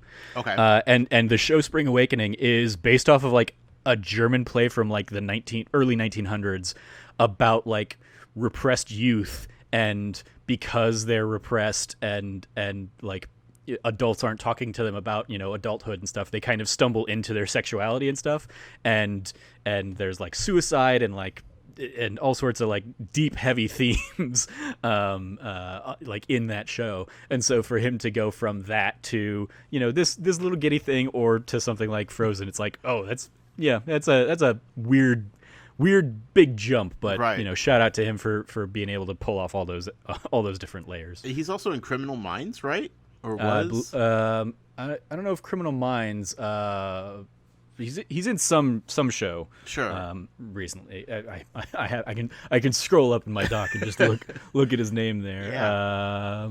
Oh no, I didn't include it in here. He's gonna be in Matrix 4. Yeah, I heard that. I'm like, okay, I don't know how, but I'm all for it. Yeah, he might have been in Criminal Minds. Okay. I'll look it up real quick. Yeah. So but he's a lot of fun there as the King George. Right. Well, so the best part about learning all this about this dude, who I have like essentially fallen in love with in the last week and a half that I've known that he existed. Right. Come to find out, my co-host Jason lives in Lancaster, Pennsylvania, which is the hometown of Jonathan Groff. Like, they're from the same town, Trevor. Well, there you go. Mindhunter is the thing he's in. Mindhunter, not okay. Criminal Minds. Okay. Yeah. One of those mind shows. Yeah. Yeah, same small town in Pennsylvania. Like, my friend Jason is friends with his, like, first cousin. Like, it's going to happen, Trevor. That's all I'm saying. Is my entire goal in life right now is to interview Jonathan Groff and just talk to him about how great King George was, because the character, not the person. Yeah, I mean, obviously. now is definitely like the time when he can't be doing anything on Broadway. So right. Shout out to that. Yeah. I love his performance in there. One of the things I'll encourage you to go out and seek out that we mentioned on the Cam Hawkins episode is they have so much fun just as a cast with the King George role that they have this kind of ritual behind the scenes. Whenever there's a new King George that comes in, they do a new coronation ceremony for King George, going back to Brian Darcy James, who originated the role off Broadway, kind of thing. But Jonathan Groff took over. So like Brian Darcy James, who was in Smash, that TV show, he if you find Shrek the Musical, which was on Netflix last I checked. I don't know if it's still there anymore. But the Broadway musical version of Shrek, he plays Shrek in it. Okay. So he originated the role of King George there on Off-Broadway. And so he's King George III the first. And then Jonathan Groff is King George III the second. And then when Groff stepped away from the show for a little bit, and I had messed up the timeline on the Cam Hawkins episode, so I'm correcting it, and now in this one, is Jonathan Groff stepped away, I think maybe to do a movie or to shoot Mindhunter or something like that. So he was away from the show for about a month and a half. Okay. And Andrew Rannells came in and took over the role for that little period of time. Andrew Rannells, famous on Broadway for originating the role of Elder Price in the Book of Mormon musical. Okay. So another kind of like staple of Broadway for a time there. So he's King George the third. Then Groff came back, and then Jonathan Groff, when he left the show, an actor named Rory O'Malley came in and became King George the fourth. And then after him, it was Taran Killam, formerly of SNL. He does he writes comic books now and stuff like that. Right. He was King George the fifth. And at least of Rory O'Malley and Taran Killam, you can go and find videos, like I think from the original or the official Hamilton channels on YouTube, that are basically like their coronation ceremonies, and they do like they just do a little like somebody will kind of say a speech. The new King George will come in and will basically be knighted into the role, with George Washington basically like using his sword as if he were knighting the person. Right. They call it the Order of the Garter, and so they basically slide a garter belt on the person's leg each time, and when they can, they bring in like as many of the previous King Georges to come and celebrate the transition as they can. So it's definitely a fun little like video to a couple videos you can go seek out, just because that role is very much like you come in, you do that role, you have, I think in one of the videos they kind of joke about like you come out, you do your 9.5 minutes, and then you go, and you feel bad because you're not sharing the stage with this incredible cast that much more. You sit in the back and cry about how you're missing out. But even that's another fun thing that we've talked about in I think a couple of these episodes is when you have only listened to the album, you don't know that King George like stays on the stage after.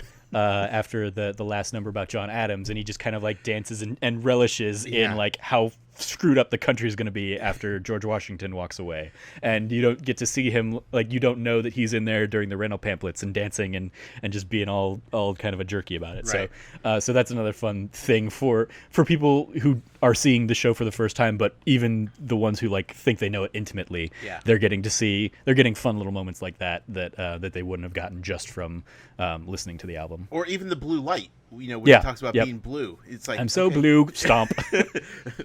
There's your color. Yep.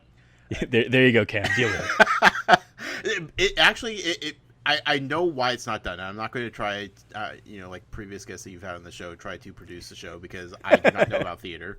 And, but like, I know why it's not done. It would be way too distracting. But seeing King George there for that one scene, he's just sitting off to the side and just enjoying the show, Mm-hmm. Yeah. How amazing would it be to just have him somewhere on the stage or up above or somewhere just watching it in full character, Yeah. It would be amazing.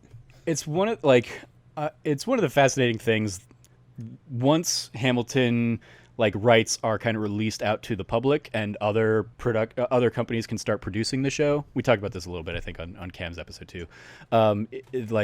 You'll get schools that are going to start doing the show Hamilton, and you're going to see local theater companies start doing Hamilton, and they're going to have different spins on it. They're going to have different interpretations. They're not all going to have a turntable that they can use to deal with the blocking in that way. Mm-hmm. And I would not at all be surprised if there are interpretations that have George, looking on over the course of events, for the first act, kind of in character, and then he will come down and he will do his numbers, and then he will go back to his place across the sea or whatever. Maybe go sit in the audience, and something. Yeah. I can very, very easily see kind of that being an interpretation that somebody else tries to address and tackle. When I would do theater in college, we did a lot of shows that, for whatever reason, it would be like, okay, instead of having actors off stage or backstage, the actors are going to sit on stage and they're going to be like an audience member, but they're going to be like visible to the audience, and they're going to be basically in the show but not in the show in those moments and stuff like that. And so like when I was in those roles, I was like still in character, but I was also just supposed to be like watching the show in character or something like that. It was a weird little like meta commentary thing that the directors were doing or something like that. I did a production of Hamlet where I was Polonius, and like I was like in this version of Hamlet, Polonius didn't die, he just faked his death, and he was pulling the strings the whole time and like messing with Hamlet and making him go insane and all this weird stuff. It was a weird like interpretation of that show, but as a result, like I was on stage the whole time doing something, even though that character is typically only in a few scenes of that show. Right. It was just like their interpretation was, very like, it was very heavily influenced by like Big Brother and CCTV and stuff, and we're always being monitored or something like that. And so the idea was that Polonius was the one monitoring everything and causing all of this turmoil for Hamilton, and like Claudius was just a puppet for him and all this kind of. And a lot of this is probably going right over your head as somebody that doesn't know theater. But, no, but there's people listening that know exactly what you're talking about, and that's okay. Yeah. So it's like I like that idea that it might not have worked in this iteration of the show, but somebody will crack that nut and figure out how to make that be a thing that King George is just kind of like the absent father watching everything happen in that, especially in the first act. Yeah, he's just such a magnetic character. It would seriously be way too much of a distraction if you just always saw it. That's what I would be watching the entire time. I would miss everything else, So. It's interesting because even Hamilton does a little bit of what I'm kind of describing there, is that there will be a lot of moments where there will be characters up on the second level, like watching the events that are happening on the first level, and they're not like you'll see Angelica up there every now and then, and it's not like she's being Angelica in that moment and watching things. It's just like the actress is up there being kind of a a Greek chorus type of like onlooker, to help fill out the bodies on the stage or something like that. And I don't necessarily know the meaning behind a lot of those moments, but they are there, and there are a lot of cool things. And one of the interviews I saw was Lin-Manuel Miranda talking about. I think he was talking like I think it was the cast talking about like moments where they've screwed up because they would go up on lines or something like that. And he was talking in one moment where he's like talking to Washington or something like that, and out of the corner of his eye he saw Jasmine Cephas-Jones, who plays Peggy and Mariah Reynolds. He saw her up in the corner and he was like, oh, I didn't realize Mariah was up there.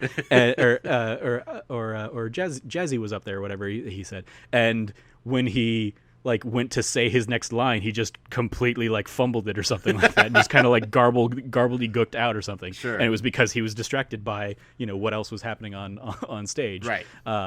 And so it's just like fun little moments like that even like throw the cast sometimes when they see them for the first time, or when they realize it or piece it together for the first time. Yeah, I don't know if the cast members could have actually ever performed a full show if King George was just in the background constantly, just glaring at him. Yeah, he's too much, man. His stare, his unblinking stare, is like, it hurts my soul. Like watching him do that, I'm like, okay, I know he's professionally trained. Like, this is a choice that he's making to not blink. Yeah. But like, he also might be a serial killer, and I don't know. It's interesting because that's one of those things like I'd never paid too much attention to until one of the recent viewings since it came out. Like, I mean, probably like in the last 2 or 3 times I've watched it, because I've watched it a handful of times since it came out as well. But like, I was watching him do "You'll Be Back," and I was like, has he blinked this entire time? Not once. And he does have a blink or two in there. Okay. Because like there's a famous example. I believe it's Jack Nicholson in The Shining. It's either Jack Nicholson in The Shining or in like One Flew Over the Cuckoo's Nest or something. There's like a famous example of an actor basically.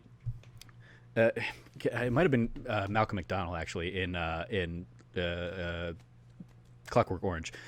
I don't remember which one it is, but there's a famous example out there of an actor, in order to like show their craziness and their manicness, basically worked with the director to never allow a shot of them blinking in the film. Gotcha. And it's not something that like you might even catch, but it still leaves like an unsettling flavor to the performance. And so when I was watching it and looking, I was like, well, they might have been able to pull that off because they were able to kind of edit in different takes and stuff like that, and do cutting around it. Because it would be pretty hard to just do come out there, do your 3-minute number without blinking at all. So there's at least near the end of the song I saw like him blink once or twice. Sure. But it is very deliberately, you can tell he's very clearly like trying not to blink and just to keep that like eye contact locked with the audience, to be unsettling and kind of play that mad nature of King George there as well. Yeah, it's so wonderfully done. Yeah. A lot of fun there with Jonathan Groff, and one of the trivia things that we did on one of the previous episodes, so you might have already heard it on there, but he had already left the show at the point that they came in and recorded this. Right. So the Rory O'Malley, who was doing it, graciously kind of stepped aside so he could come in and do his performance. And one of the other things I love is that like they kept like all of the, what would otherwise probably be edited out of the show. Like they kept his spit and his little drool driblets and stuff like that. That's in there, and that's like in there for all posterity and stuff. Yeah, that's him. That's him. That's him doing it. And he's come out and said like, no, I'm just a spitter. I'm just a wet singer. It is a problem I have. I have a lot of saliva. Right. I spew it everywhere. Yeah. Sorry. If he was another character, you edit that out. But like that character, no, you need to see that. Yeah. It's so good. I love that the little madness. And he's one. I'm curious what you're because on the Hamilton Mixtape, that's Jimmy Fallon comes in and does the cover of that number. What'd you think of Jimmy Fallon's interpretation of it? I mean, Jimmy Fallon is like weirdly talented in ways I don't think people really appreciate. Like the whole intro to it, he's like, he's setting it up for like he does like a fake vocal coach kind of thing. Yeah, and I'm like, okay, this is just gonna be a goof, and then he like really gets into it. I'm like, oh, Jimmy, you can sing quite well, sir. Like I am totally okay with this interpretation of this song. Yeah, because I believe he and the Roots were very heavily involved in the original soundtrack recording. I believe I believe they worked closely with the cast to basically make the Hamilton soundtrack as polished as it is. So they've been very attached to that show from very early on. So I love that. Yeah. Jimmy Fallon, and most recently they did to celebrate the launch of this. They did one of their classic. Let's get the Roots to play on like children's instruments or something like that, and they did Helpless with like the whole cast via Zoom call at this point. But cool. Yeah. One other thing I want to talk about. Yeah. It might be a hot take. I don't know. Maybe I need to talk it out with you and see where I'm at with it. But hit me with your hot take. I really hate how they portray Eliza in this show. Oh, okay. I don't necessarily know that's a hot take, but I know a lot of people that really love Eliza's portrayal. Okay, like the actress who plays her, phenomenal, right? I'm not taking anything away from the person responsible for that, Yeah. The ending, and I think you talked about this on one of your other episodes, where she has her moment where she's the one explaining, like she's the one telling Hamilton's story, and it's up to her to kind of make sure his legacy continues and it's not forgotten. And she has like this big moment, and it's this big celebration, and she has like that gasp when it's still open to interpretation what that was trying to symbolize. Yeah. So like she has like this whole moment, and it's really special, and I know what it's trying to do with it. I just feel the rest of the show does a really bad job setting up that moment for that character. Okay. When she's first introduced to Hamilton, right? Mm-hmm. We, the audience, are like, okay, Angelica is introducing him to her. Then we get like the whole rewind song, and you realize that like Angelica is like absolutely wanting to be in Hamilton's life, but she kind of passes him off to her sister, who is portrayed to be just kind of lustful. She isn't given the attention in that moment of being on the intellectual level that Angelica is. Okay. Yeah. Gotcha. She's like, because lustful is definitely not something I've ever thought of in the context of Eliza, like especially when like Mariah Reynolds is a character in the show. Right. Yeah, but like at the same time, it's like, well, he has pretty eyes, Yeah. And, like, it's very much like a love at first sight kind of thing. Yeah. And again, I don't tie it to like lust. No, wrong word, but also I hear where you're coming from, because it is a form of lust. It is a very physical attraction, sure, over the mental one that we get with Angelica. Yeah, and she's saying how helpless she is because she just saw this amazing guy, in this room, and she's instantly fallen in love. And it's like Angelica has like this intellectual mental connection with Hamilton, and she makes it very clear that like she's probably the better fit for this guy. But she's going to be the good big sister and, pass him off to her beautiful little sister who is just head over heels about, like this handsome dude. And it's like, okay, all right, fine. I'll give you that one. Right. And then, and I'm definitely need to be very careful with this because I do not want to make it seem like I am putting blame on Eliza in any capacity here. Mm-hmm. However, the show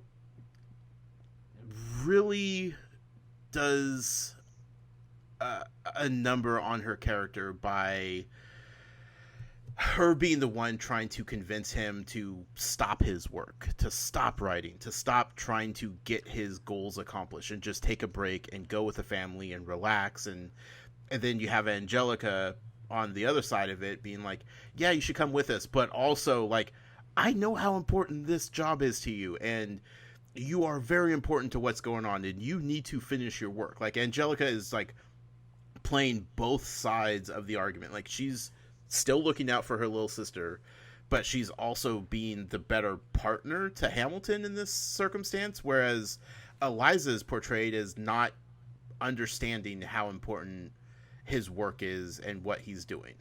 Yeah, it's fascinating because immediately when you bring that up, I think of Breaking Bad. Yeah. And the everybody looks at the character of Skylar in Breaking Bad as like the an evil character because she's always trying to get in Walt's face and stuff. It's like, well, no, like nothing she does is remotely as bad as what Walt does in that Absolutely. series. Right. It's just because we're watching Walt's story and she's an obstacle in that. Yeah. Like we identify with Walt one way and we look at her and see like a bad guy. Right. And so it's interesting, especially like because I'm also like making the Skylar connection in my head as we talk about this. But so it's a fascinating kind of look there because that's immediately when you say like she's she's the one kind of like getting in his way of trying to do his work. I immediately jump to Breaking Bad as the comparison there. Right. So I get again where that's coming from because you are, I mean, the show very much sets you up in the position to look at Hamilton as your protagonist, and so anybody that's going to get in the way of Hamilton doing his work, right, you're going to be a little bit put off by.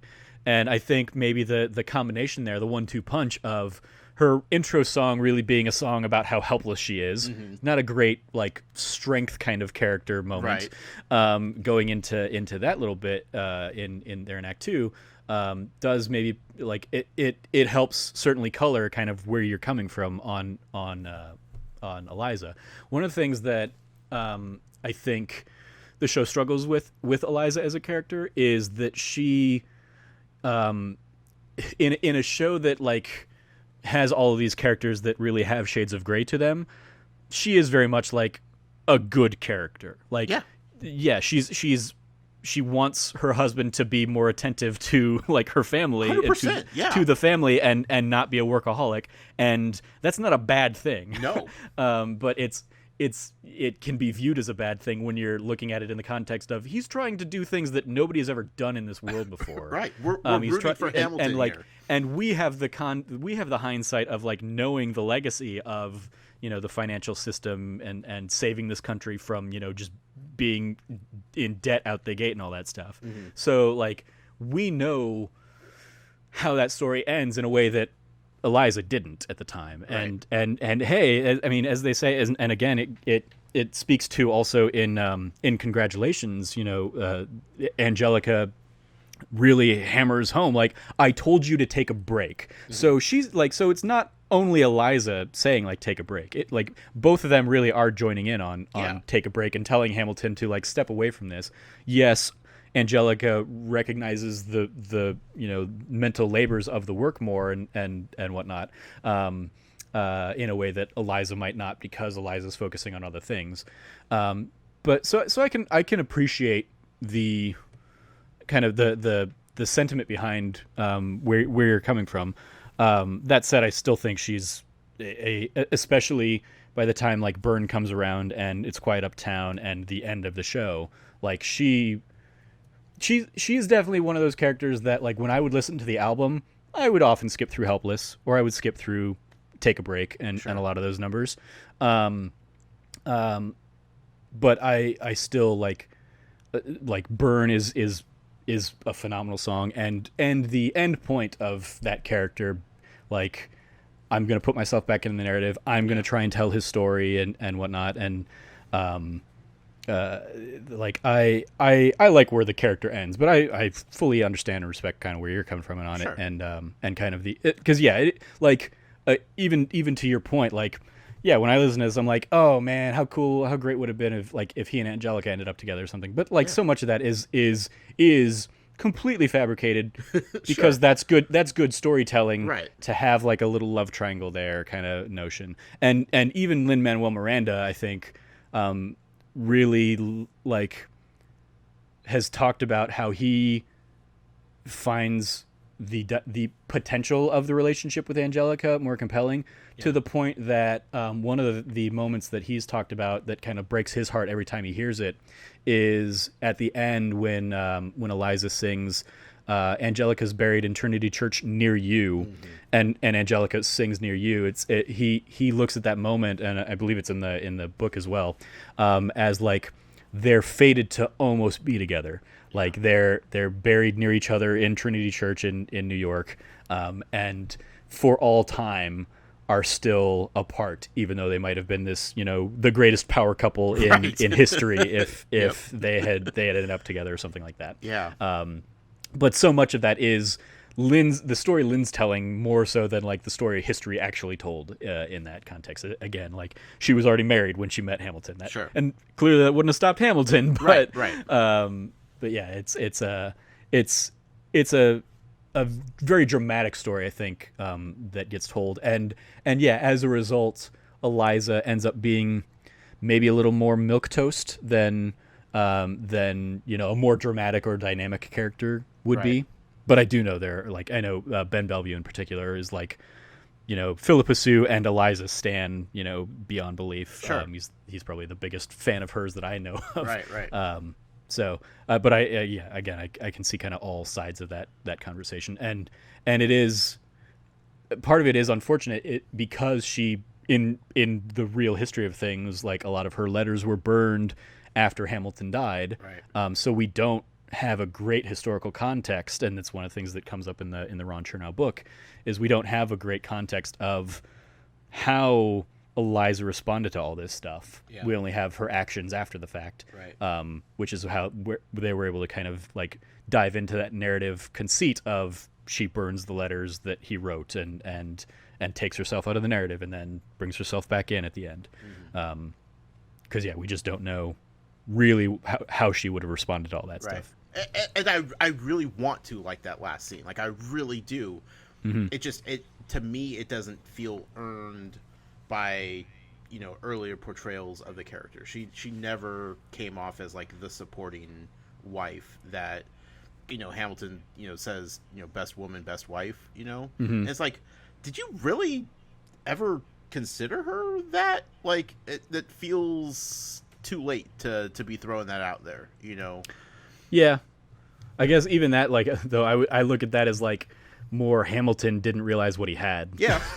Like, because she is for my interpretation, she's very supportive of him. And yeah, she might not know the ins and outs of the work, but that's also because he's actively not confiding in her in that. Right. Like even going back to in Nonstop when Washington says like, they're asking me to lead. And then Hamilton basically turns that around immediately on her. And he basically says, hey, like, yeah, the war's done and I want to stay here and be with our kid, but they're asking me to lead. I got to go, hon. So I'm going to bounce. Right. And so like he like drops the ball of being like a good husband. And so the few moments we get of that in Take a Break and stuff are her basically like again being like the Skylar White kind of thing of like, hey, like let's not do what you're doing and let's just go go live our lives for a little bit and enjoy what we have. Right. And who knows what the world would have looked like if he had taken a break and not been had been away for the summer and not been in a place where he'd be meeting Mariah Reynolds and all that stuff and blow up his own political prowess and all that stuff. So who knows what the world would have looked like if he'd actually listened to Eliza, right. And gone away for the summer. But I can appreciate that the hot take there. I would say it's not a hot take so much as it is a justifiably warm take. Okay. Because like you have a rationale behind why you're feeling these things. I don't necessarily agree with the interpretations, but like you've presented and defended them well, I think. And like even like if you come at it from like you are rooting for Hamilton to succeed and you do enjoy this character even though he is flawed, which is really easy to do because he is a very likable character throughout the show. Yep. Mostly. It's the little and that's like one of the other numbers that I think we've talked about on one of these shows is like Say No to This is like that's another one that's the song I probably skip over the most. And it's like it's like part of it is I just don't really like the like flavor of that song. Sure. But also it's like this is what's destroying my hero. Like exactly. This is the song where the flaws of my protagonist are being completely exposed and he's proving himself to be a dick and a bad guy. Yeah. and I don't want I want to forget that. I want to put my fingers in my ears and go la la la la la. No, he doesn't actually do this. And so I skip over that song a lot Right. too. And as a result, that changes what I think of when I watch other elements of that show. Maybe. Yeah, when you come at it from that perspective, there's a couple scenes where, depending on your interpretation of it, Eliza is kind of seen as nagging him, where she's like, come on, I need you need to see this before dinner. And he's like, hold on. She's like, no, you need to come see this. And it's, it's his son. Your kid's trying to count and rap for you. But she's portrayed as like, stop your work. Come on. You need to do this, like the nagging wife, trope. And then even at the very end of it, she's trying to get him to come back to bed, and he's like, no, I have some stuff to do. I have a early, meeting in the morning. It's like he's about to go die, and like I just want him to say I love you, or I'll see you later, type of thing. And he just ends it with, her going back to bed because she can't get him back to bed because she could never get him to stop working. But it's like, man, stop nagging the guy while he's trying to do his last work that he's doing on this earth. And that's a really awful perspective to have when you're trying to set up her character to have this incredible moment at the end of the show. It's frustrating in ways that it shouldn't be. Yeah, it's interesting because so our whole conversation around this often very much or I think really centers around Take a Break being kind of the number there, and so I'm pulling up this kind of footnote from the Hamilton Revolution book. And I don't remember who he's referencing here, but Lin-Manuel Miranda talks about a musical theater composer I love and admire came to a workshop of Hamilton and gave me notes. One of them, Take a Break. It's as well written as your other songs, but you don't need it. I sat with this for a week. I admire this composer very much, but then took the note as a challenge to earn the song's place in the show. It's our only personal check-in with Hamilton's family in a politically heavy second act. I felt I needed it, so it does exactly what I need it to do, without an ounce of fat. Introduce us to Philip, let us know that Angelica and Hamilton are still letter flirting, and see that Hamilton's work is driving him to distraction. And out. So Take a Break, that whole number, what he's trying to do there, and because I want to say... either elsewhere in this book or elsewhere in interviews he's talked about, I want to say it's like Stephen Sondheim or Stephen Schwartz or somebody like that, like a very well-known big Broadway kind of like musical theater composer, basically looked at the show and kind of gave feedback and said, hey, that's an extra song you don't need in there. It's a good song, but it doesn't really add to the story. And so Lin-Manuel Miranda kind of took that as the challenge that he kind of displays there and says like, well, no, here's what we're going to do, and we're going to put in, like, we're going to tease in elements like Philip's song is the 10 Duel Commandments, which is going to come back to play when he dies by a duel. And it sets up, the distraction there. And it is like both Eliza and Angelica are trying to get him to take a break, and he can't. And because of that, we get into Say No to This right after this. And he continues to go into his downward spiral. You also get in, this is something I don't remember which episode. It might have been the Cameron Hawkins episode. But we talk about in that song, he's writing his letter to Angelica, and he makes the reference to Macbeth, which is in theater lore and superstition a huge no-no. You don't say Macbeth's name, and the rumor and innuendo being that Shakespeare wrote real witches' curses into it, and so there are because the show's been performed so goddamn much, there's like a storied history of like bad behind the scenes things happening to actors who say Macbeth on stage. So it's a big superstition thing that you don't, you say the Scottish play, or you kind of like you allude to the show, but you don't say the word Macbeth. And that's why he in his first reference to it, he says like, I hope you'll recognize my reference to another Scottish without me having to say the play or say the name. Right. But then he says like, I'm Macbeth, they're Banquo, this is Macduff or whatever. And so Lin-Manuel Miranda, in one of his tweets when the movie came out, he talked like somebody talked about the idea that like, see, like you can say Macbeth in a show and it's fine. It goes on to become like the biggest worldwide success ever in the history of musical theater, being like the meta thing about Hamilton. And Lin-Manuel Miranda saw that tweet and was like, yeah, or you can interpret it as that's when Hamilton's life falls apart. Dang. So it's a fun little kind of meta theater joke reference that's also happening in that number. That's right. Which is just a fun little thing that also I think ties into all this context, is that like, oh, he also did the thing that like theater people are like, don't do it, don't say it. Like it's never one that I've like ascribed to, but anytime like somebody like it's the same thing as like break a leg. You say break a leg as a jest instead of, because saying good luck is bad luck in theater or whatever. So right. And then also most theaters will have what they call a ghost light, and it'll be like a light they leave on stage after the show is done that just kind of stays lit to like keep the stage lighting going, and it's called a ghost light because they're hoping it keeps the ghosts at bay or whatever that are haunting the theater, and that kind of stuff. So but it's also to make sure that, hey, if you are walking around the stage at dark, you don't fall off the stage because there were no lights on. That's called a night light.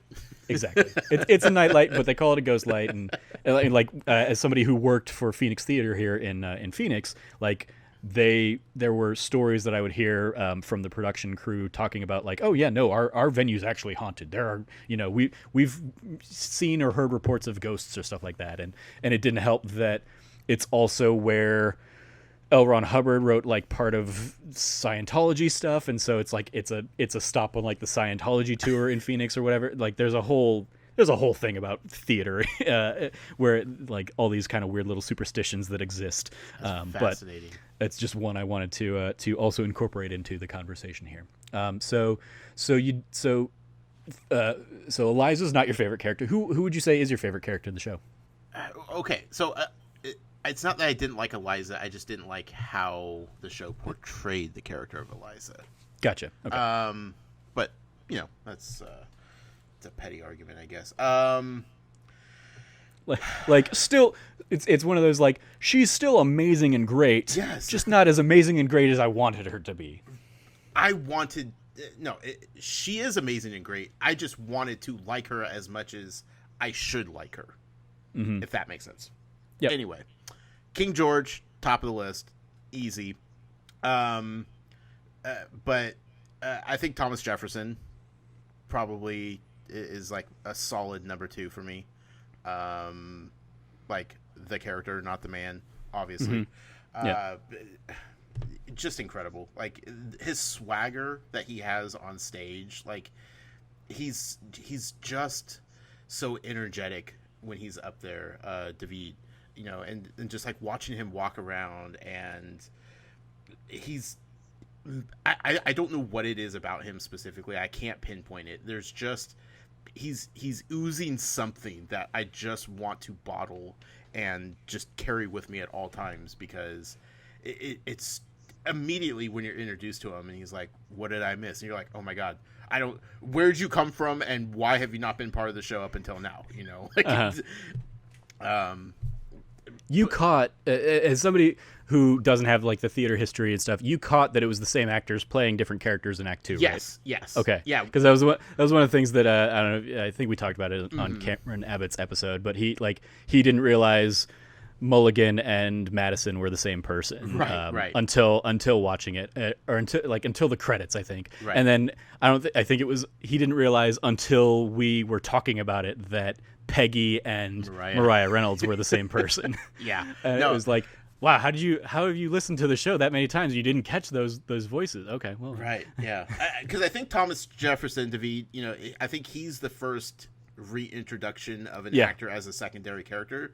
So once I saw him playing a second character, I was looking out for that going forward with everything else. So, totally caught it. And I really appreciate how they did that.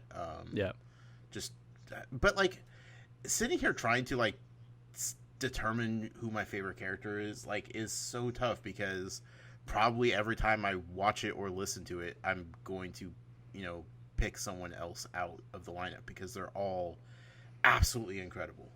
No, that's great. I love that. And it's the same kind of thing. Like I often talk about when I talk about the show, like depending on like the mood I'm in or how what I've been dealing with in a given day or something, like I will absolutely gravitate to different performances or different songs and be like, yep, today is a wait for it day. today. Right, Like yeah. I'm just gonna listen to Wait For It. And I'm just gonna like blare that. Versus like, no, today's gonna be a nonstop day. I'm gonna listen to nonstop, and that's what I'm gonna be feeling. And there'll be or today's today's going to be a one last time kind of day, and I'm going to be really feeling like George Washington and everything that's going on emotionally in that number and stuff.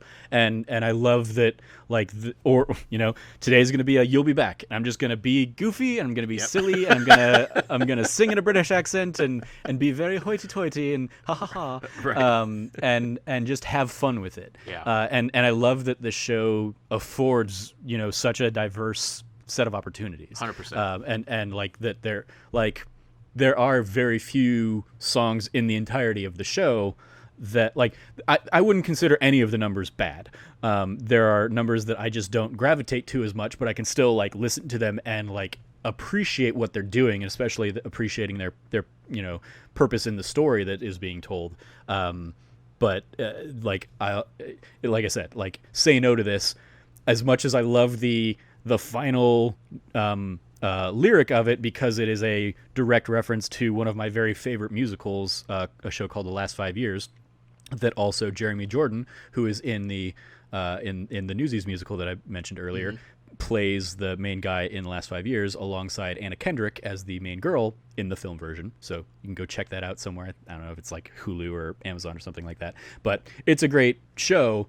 And there's a song in that show that is very much like about the husband character kind of having an affair and infidelity, and it ends with him, like, the whole song is called Nobody Needs to Know, and it's him kind of like talking to himself about how nobody needs to know this affair that's going on and whatnot. Right. And so for Lin-Manuel Miranda to use that line to end that number, like, he knew exactly what he was doing. He reached out to the composer and said, "Hey, I would love to use this lyric. Do you mind?" And it's in the special thanks and the credits of the movie, because he, as are like a lot of the hip hop references that he kind of pulls in and draws in there.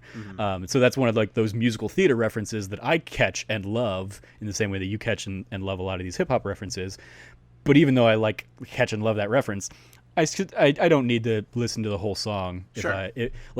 If I'm in a mood where I'm just gonna like let the soundtrack play, it comes and I enjoy that number. But if I'm like, I'm gonna skip around to just the songs that I really want to listen to today, it almost never makes the cut. Right.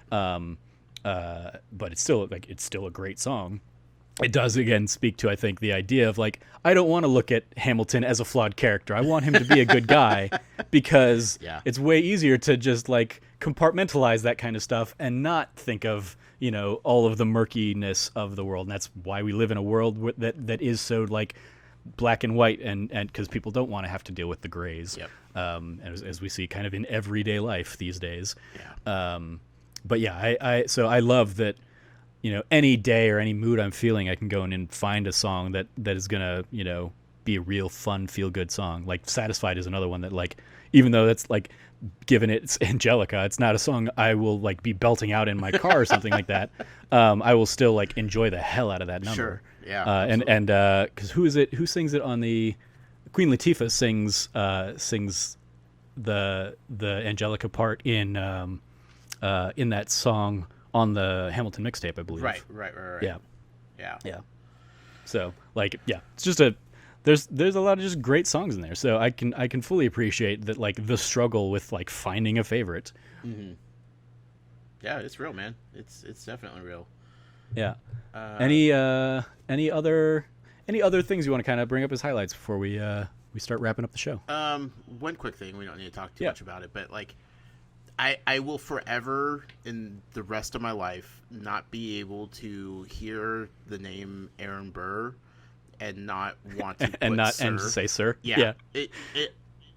Just hearing that immediately, I was like, that's so well done. And then it carries out throughout the entire show. It's masterful. It's something so small and so simple, but just it's very delightful. Like, I think one of my favorite little riffs on that is like, he handles the financials. You punch the bursar, yes. Like it, like the like, I think even Lin-Manuel Miranda is like, That's a really stupid joke, but I was Yep. still so like proud of myself when I landed on it that I couldn't not include it in the show. And he has that stupid little smirk too when he says exactly. it. Because it's like, no, that's another thing that clearly never happened. Like, Right. it was just like as soon as he landed on this like repeated refrain of Aaron Burser, it was a matter of like how many times can I figure out how to use that rhyme or twist that rhyme and have fun with that rhyme. And he landed on using the word Burser and like basically backed into the conversation from there. Hats off to you, sir. Yeah, I appreciate that. I as somebody who also loves the musical Dear Evan Hansen, I can't.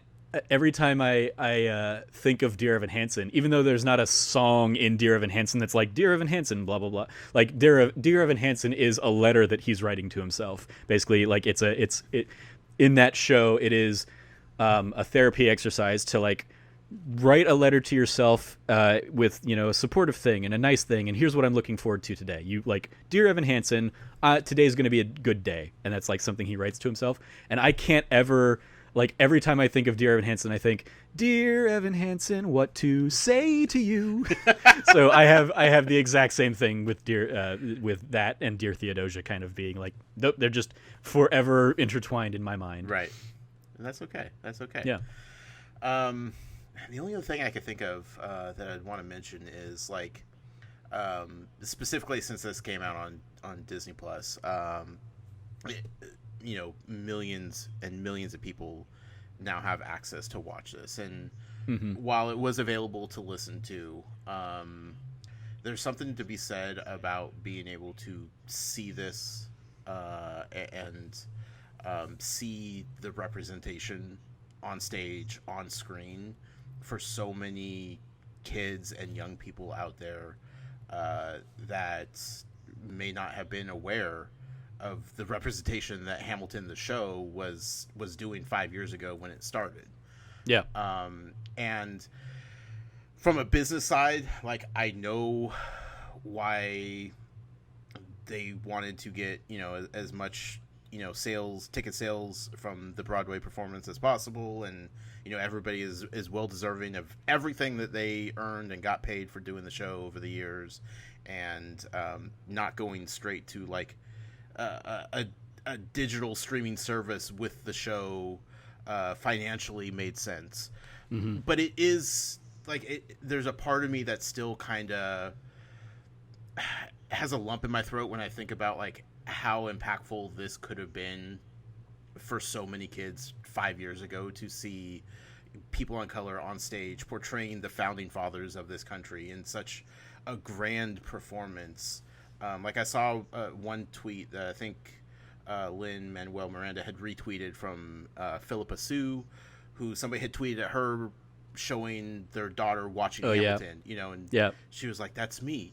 She's seen a representation of herself singing on stage, and like, this little girl is like, oh my god, that's me, and she's like probably 2 to 3 years old, and like that, I think the tweets were kind of saying like, this is why representation is important, because people need to see people that look like them doing powerful things for the rest of the world. And it kind of sucks that it took this long for people, especially younger generation, to see the incredible performances of Hamilton and see all these wonderful people of color on stage, to be able to have that connection with them.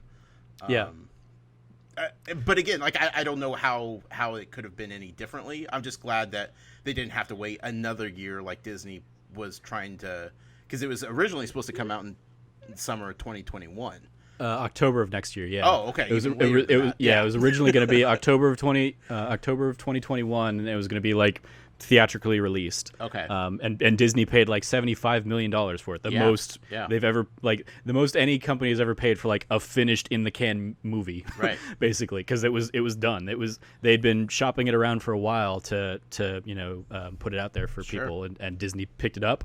And yeah, like, I remember even tweeting at the time, I was like, if this means this ends up coming to Disney Plus, that is going to be the coolest thing in the world. Yeah. And so a few months later, after, when the world is in the throes of COVID and Broadway is closed, and Disney makes the decision, hey, like, we have this thing, it's done.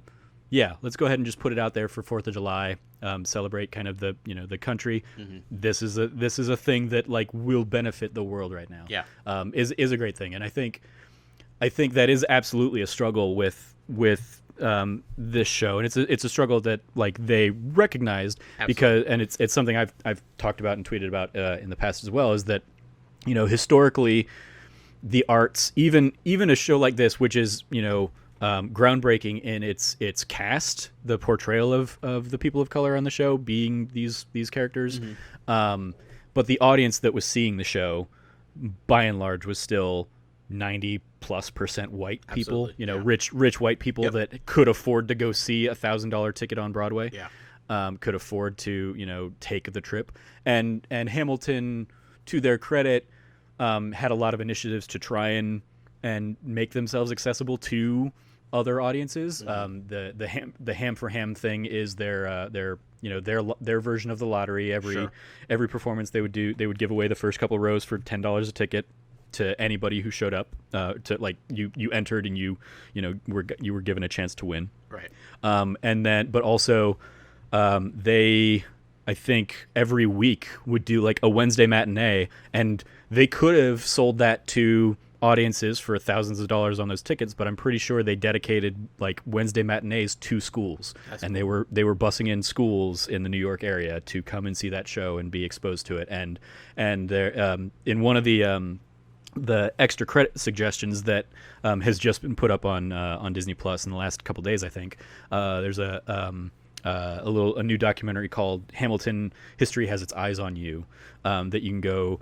And it's another piece where they kind of talk about the legacy and the historical, like the impact of Hamilton when it came out in 2015, 2016, and then also what it looks like now. Right. There are a couple of those out there. There's also the Undefeated Presents Hamilton in Depth, which is so both of these are, like, clearly COVID era documentaries, conversations, because they're all happening over Zoom calls and stuff like that. But the Hamilton History Has Its Eyes on You one, in particular, kicks off with, like, a introduction package to Hamilton and some of the initiatives that they were trying to do, like Ham for Ham, and like dedicating performances to the schools, because they also include in the video package, they have, like, kids that were inspired by the show and came up with their own raps about historical figures and stuff, and they got to perform those on the Hamilton stage for the auditorium of people that were in attendance or something like that. So they definitely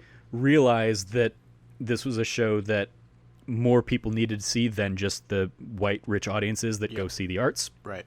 And I absolutely applaud Disney for, like, making it accessible to the world for $7 a month or whatever. Yeah. Free trial. Yeah. Well, yeah. I think I saw that, like, the free trials coincidentally stopped before this came out. But yeah, it is the idea that in another one of the interviews, Lynn talks about, more people were going to see this movie opening weekend than saw the play in the entirety of their run. Yeah. Because you're putting it out there in front of that many more eyes compared to the 1,000+ you can squeeze into a theater, per performance or something like that. Right. I think the Richard Rodgers Theater that they perform it in is like a 1,300 seat theater. So if you look at 8 performances a week, which is the Broadway standard, you're looking at less than 10,000 people that are seeing it every week for the last 5 years, and suddenly on July 3rd, millions of people have access to it and can see it, and many for the first time. And conversely, like, without those people, those 10,000 people a week, seeing it with how much they spend on tickets and whatnot, we don't get it on Disney Plus. It doesn't become the, like, hottest ticket in town and everybody has to see this thing and whatnot. Yeah. And yeah, so I absolutely, like, that's a great kind of, like, final note to end on, is that the representation absolutely matters, and the fact that representation now matters and is representation that kids are going to grow up singing all these songs and seeing these people on stage and seeing themselves on stage in the way that, you know, you and I grew up with, like the Disney animated movies and sang those on repeat to the annoyance of our parents, I'm sure, and stuff like that. So yeah, it's great that that this is what, like, a generation of especially, you know, people of color that otherwise don't get to see themselves on stage or in this kind of context are getting to see themselves. I love it. It's one of those, like, yeah, I would love to play any of these characters in the show, but also there are a million other characters that I, as a white guy, could go and play easily. So I don't need to go play Hamilton or Burr. Right. Like, yeah, they're incredibly compelling characters, but let people of color play those characters to endear the original spirit of this show. That is, let's tell the story of America then through the lens of America now. And America now is a much more diverse populace. And let people of color play other roles that they were told they couldn't play before. Yeah, that's I mean, like I mentioned it on one of the episodes. Like, I will always remember seeing a production of Romeo and Juliet where Juliet was a black girl. And I remember, and I talked about it in that episode, that, like, it was there was a weird juxtaposition because her parents in the show were white, and so, like, within the context of the show, I'm having to, like, justify that kind of, like, dissonance. Yeah. But still, like, growing up, Romeo and Juliet were white kids. Yep. In every iteration of that show that I saw, and so getting to see, like, other versions of that story told, like, I as somebody who studied the arts and has been involved in the arts a long time, and also loves video games and all this stuff, I look at like the diverse stories that are being told in video games a lot of times now, and just the general, you know, increased in diversity in every medium really in the last few years. And, like, I have this realization of, like, it's about time, because every art form, you know, like movies, TV, theater, everything has been dominated by, like, white voices. Yep. From, you know, going, and, like, admittedly the Greeks weren't white voices or whatever, but they've kind of been co-opted by Western civilization to be, like, white voices, going back to, like, the Greek tragedies and stuff. But, like, when Shakespeare is your most produced playwright for the last 500 years, it's like, yep, okay, well, it's about time we're starting to see more people of color, and it took thousands of years for us to get to that level in the theatrical arts. Right. So, like, hey, shout out to video games that are hitting those kinds of milestones in 30 years, 40 years of existence. They're hitting that kind of, like, diverse level of storytelling at a much quicker pace. You know, the idea of, like, movies being predominantly white until, you know, the last 10-15 years, with the outliers being your Spike Lees and stuff like that. Right. I mean, we had fucking Black Panther, you know, a few years ago. Like, exactly. Who would have seen that coming? You know. Yep. Exactly. It's interesting because when we're done here, I have to edit the episode of That Wannabe Film Class, which this week is, as of when we're recording this, is Fruitvale Station, which is another Ryan Coogler film. So, nice. Like, I'm like, yeah, Fruitvale and Black Panther, and shout out to Ryan Coogler for being one of those, like, black storytellers that is having an incredible run from Fruitvale Station to Creed to Black Panther. It's like that's a breakout, like, success for that guy. So shout out to him. Definitely. And yeah, so, like, I love that, like, Ava DuVernay's, you know, had a great run of films, and I love that, like, we're getting to see, even as a white man, that, like, these stories are great stories, and I can appreciate them as a white guy, but they're so much more impactful for people that haven't grown up seeing themselves in every form of media, you know, dominant, and being able to kind of, like, tell their stories for the first time instead of having to, like, recontextualize white stories for them in a way that works or something. I don't need to see myself represented anymore. I've seen it all my life. I'm done. I'm over it. Like, give me everything else, please. Yeah, it's one, like, I can't not be a white guy. Yeah. So, like, I definitely don't want to, like, take somebody else's spot in the gaming industry space or something like that. But, like, I also love getting to see other people that are filling up those spaces now.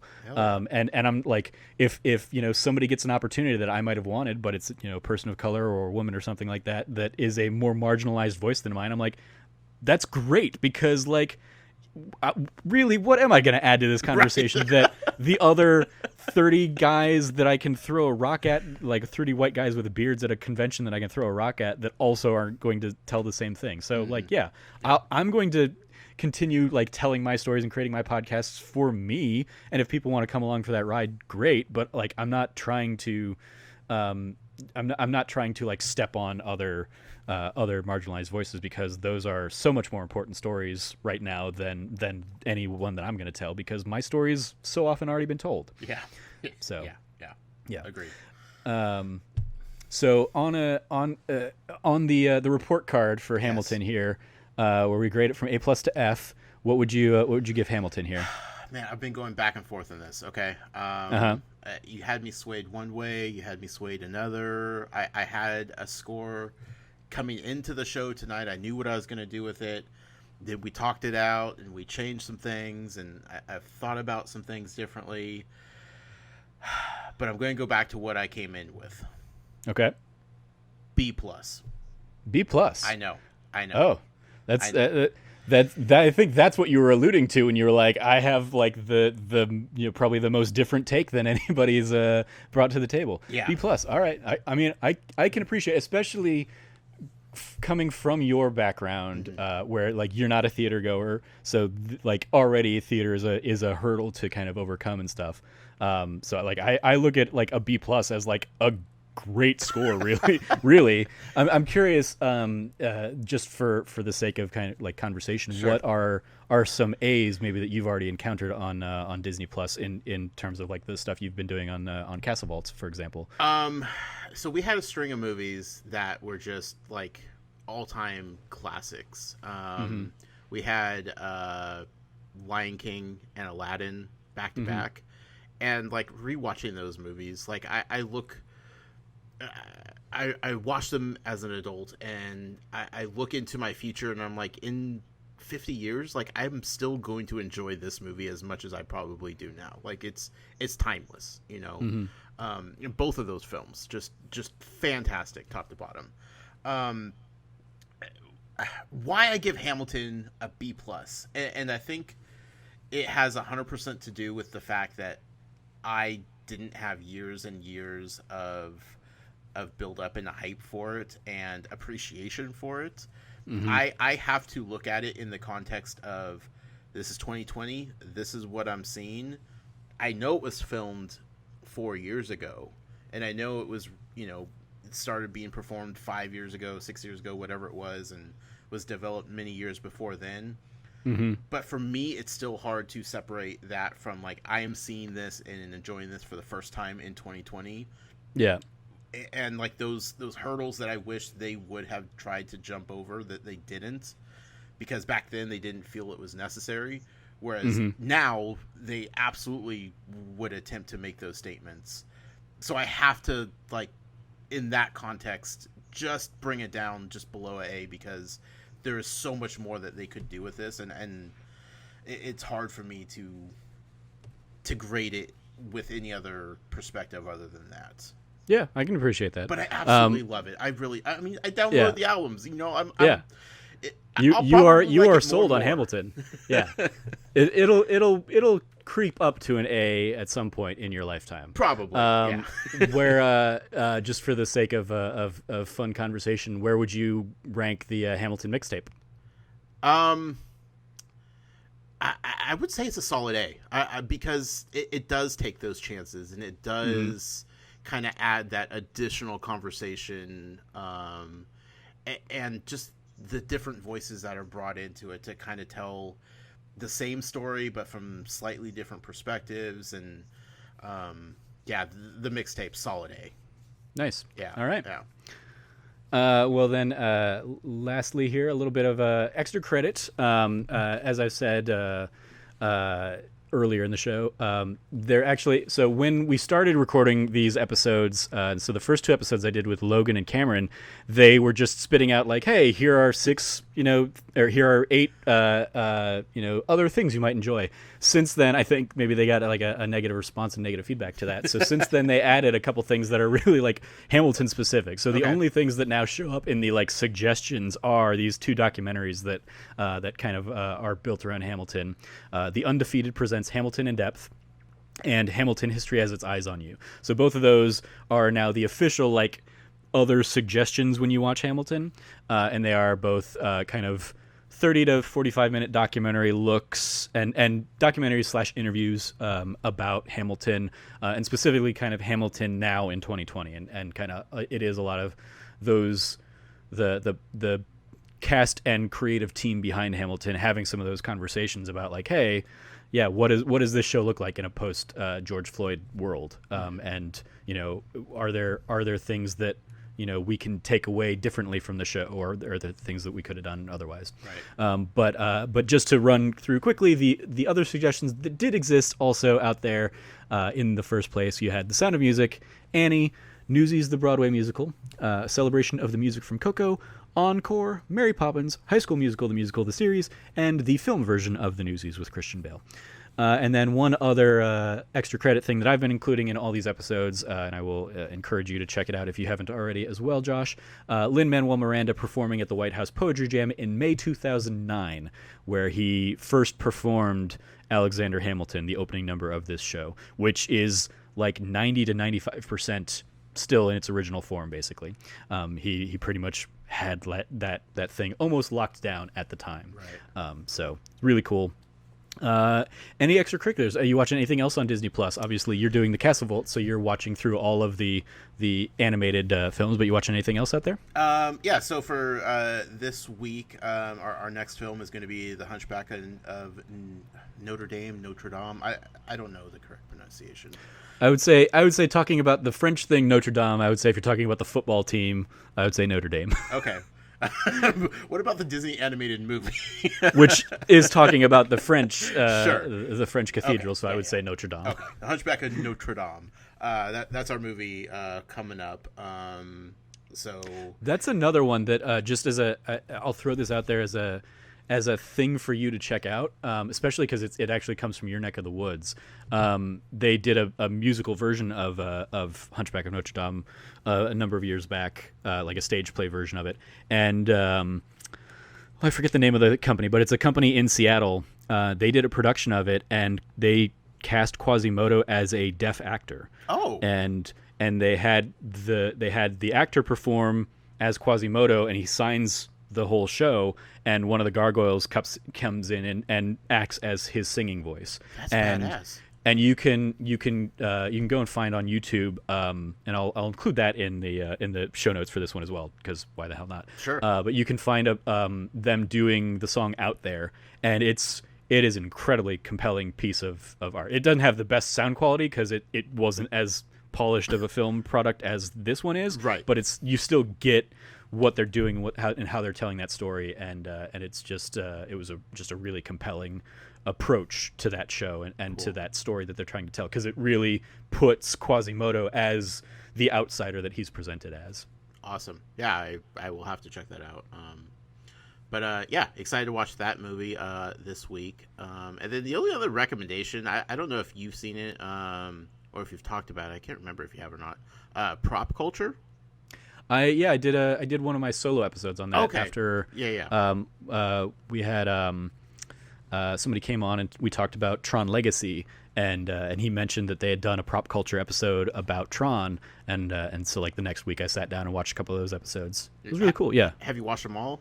I've not. I've only watched the Mary Poppins and the Tron episodes, I think. Okay. I might have watched another episode or two after that. But okay. Yeah, they're fantastic, and yeah. They're. It's fun. It's nothing too mind blowing, but fun little watches on Disney Plus. I would suggest, especially for like if you are a fan of the movies that they're like really diving into. Right. Yeah. Like they just have a lot of cool because there's a Roger Rabbit one. There's a Honey I Shrunk the Kids one, right? Mm-hmm. So yeah, Back to the Future. Back to the Future. Yeah. Yeah. Yeah, a lot of fun stuff. So I would suggest checking that out. Very cool. Yeah, that's going to do it for this week's episode of That D Plus Show.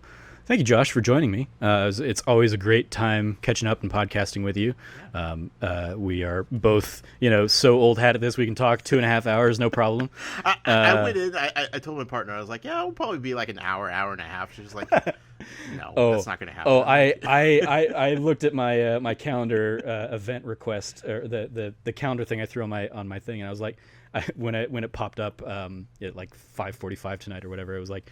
Recording with Josh from 6 to 9. I was like, yep, that's probably going to be right about right. And here we are. Yep, yeah. At about 8:45 as we're sitting down and wrapping this up. But you can follow Josh at The Noise NOYSE on Twitter, and you can follow the Castle Vault at the Castle Vault. Anything you want to give a shout out to or a plug? Yeah, I mean, if you want to check out the show, if you want to watch old Disney movies with us, we have a lot of fun. We don't break down the films, scene by scene, but we have a lot of fun with them. We play some games. We cook food to coincide with the movies that we're watching. It's a lot of fun. It's family friendly as well. We have a lot of kid listeners as well. So overall, yeah, just check out the Castle Vault. Even if you just want to go back and watch some old Disney movies, this is a good excuse to do that. So, yeah. Very cool. You can follow me at Trevor J. Starkey, and I will second the plug for Castle Vault. Go check that out, because I love that we both again landed on the same idea of like, hey, let's do Disney Plus. Let's capitalize on this being the new streaming service. There are a million Netflix and chill podcasts out there. Let's do one on Disney Plus, and both of us kind of landed on different formats for the same idea. So go check out the Castle Vault and give them some love. You can follow everything that we're doing over at That Nerdy Site at That Nerdy Site on Twitter, or you can go to thatnerdysite.com. If you would like to be on this show, you can go to thatnerdysite.com/D+guest and let me know what Disney Plus offering you would like to chat about, especially once we come out of this spiral of Hamilton specific conversations that I'm absolutely loving, but at some point I'm gonna I'm just gonna do a whole episode where I'm telling stories that I've already told on other episodes. So probably not the best long-term kind of planning for that. But if you liked what you heard, please like, rate, review, subscribe, share the podcast with your friends, and all that fun stuff. And if you do feel so inclined, you can help support us over on Patreon at patreon.com/thatnerdysite. Do you guys have a Patreon or anything these days? No, we don't. Less hassle, less stress. Fair enough. Do it for the fun. Good call. Yeah. Well, thank you again, Josh, for joining me. Always a pleasure. Yeah. Thank you, audience, for joining us. As always, stay nerdy, be good to each other, and class dismissed.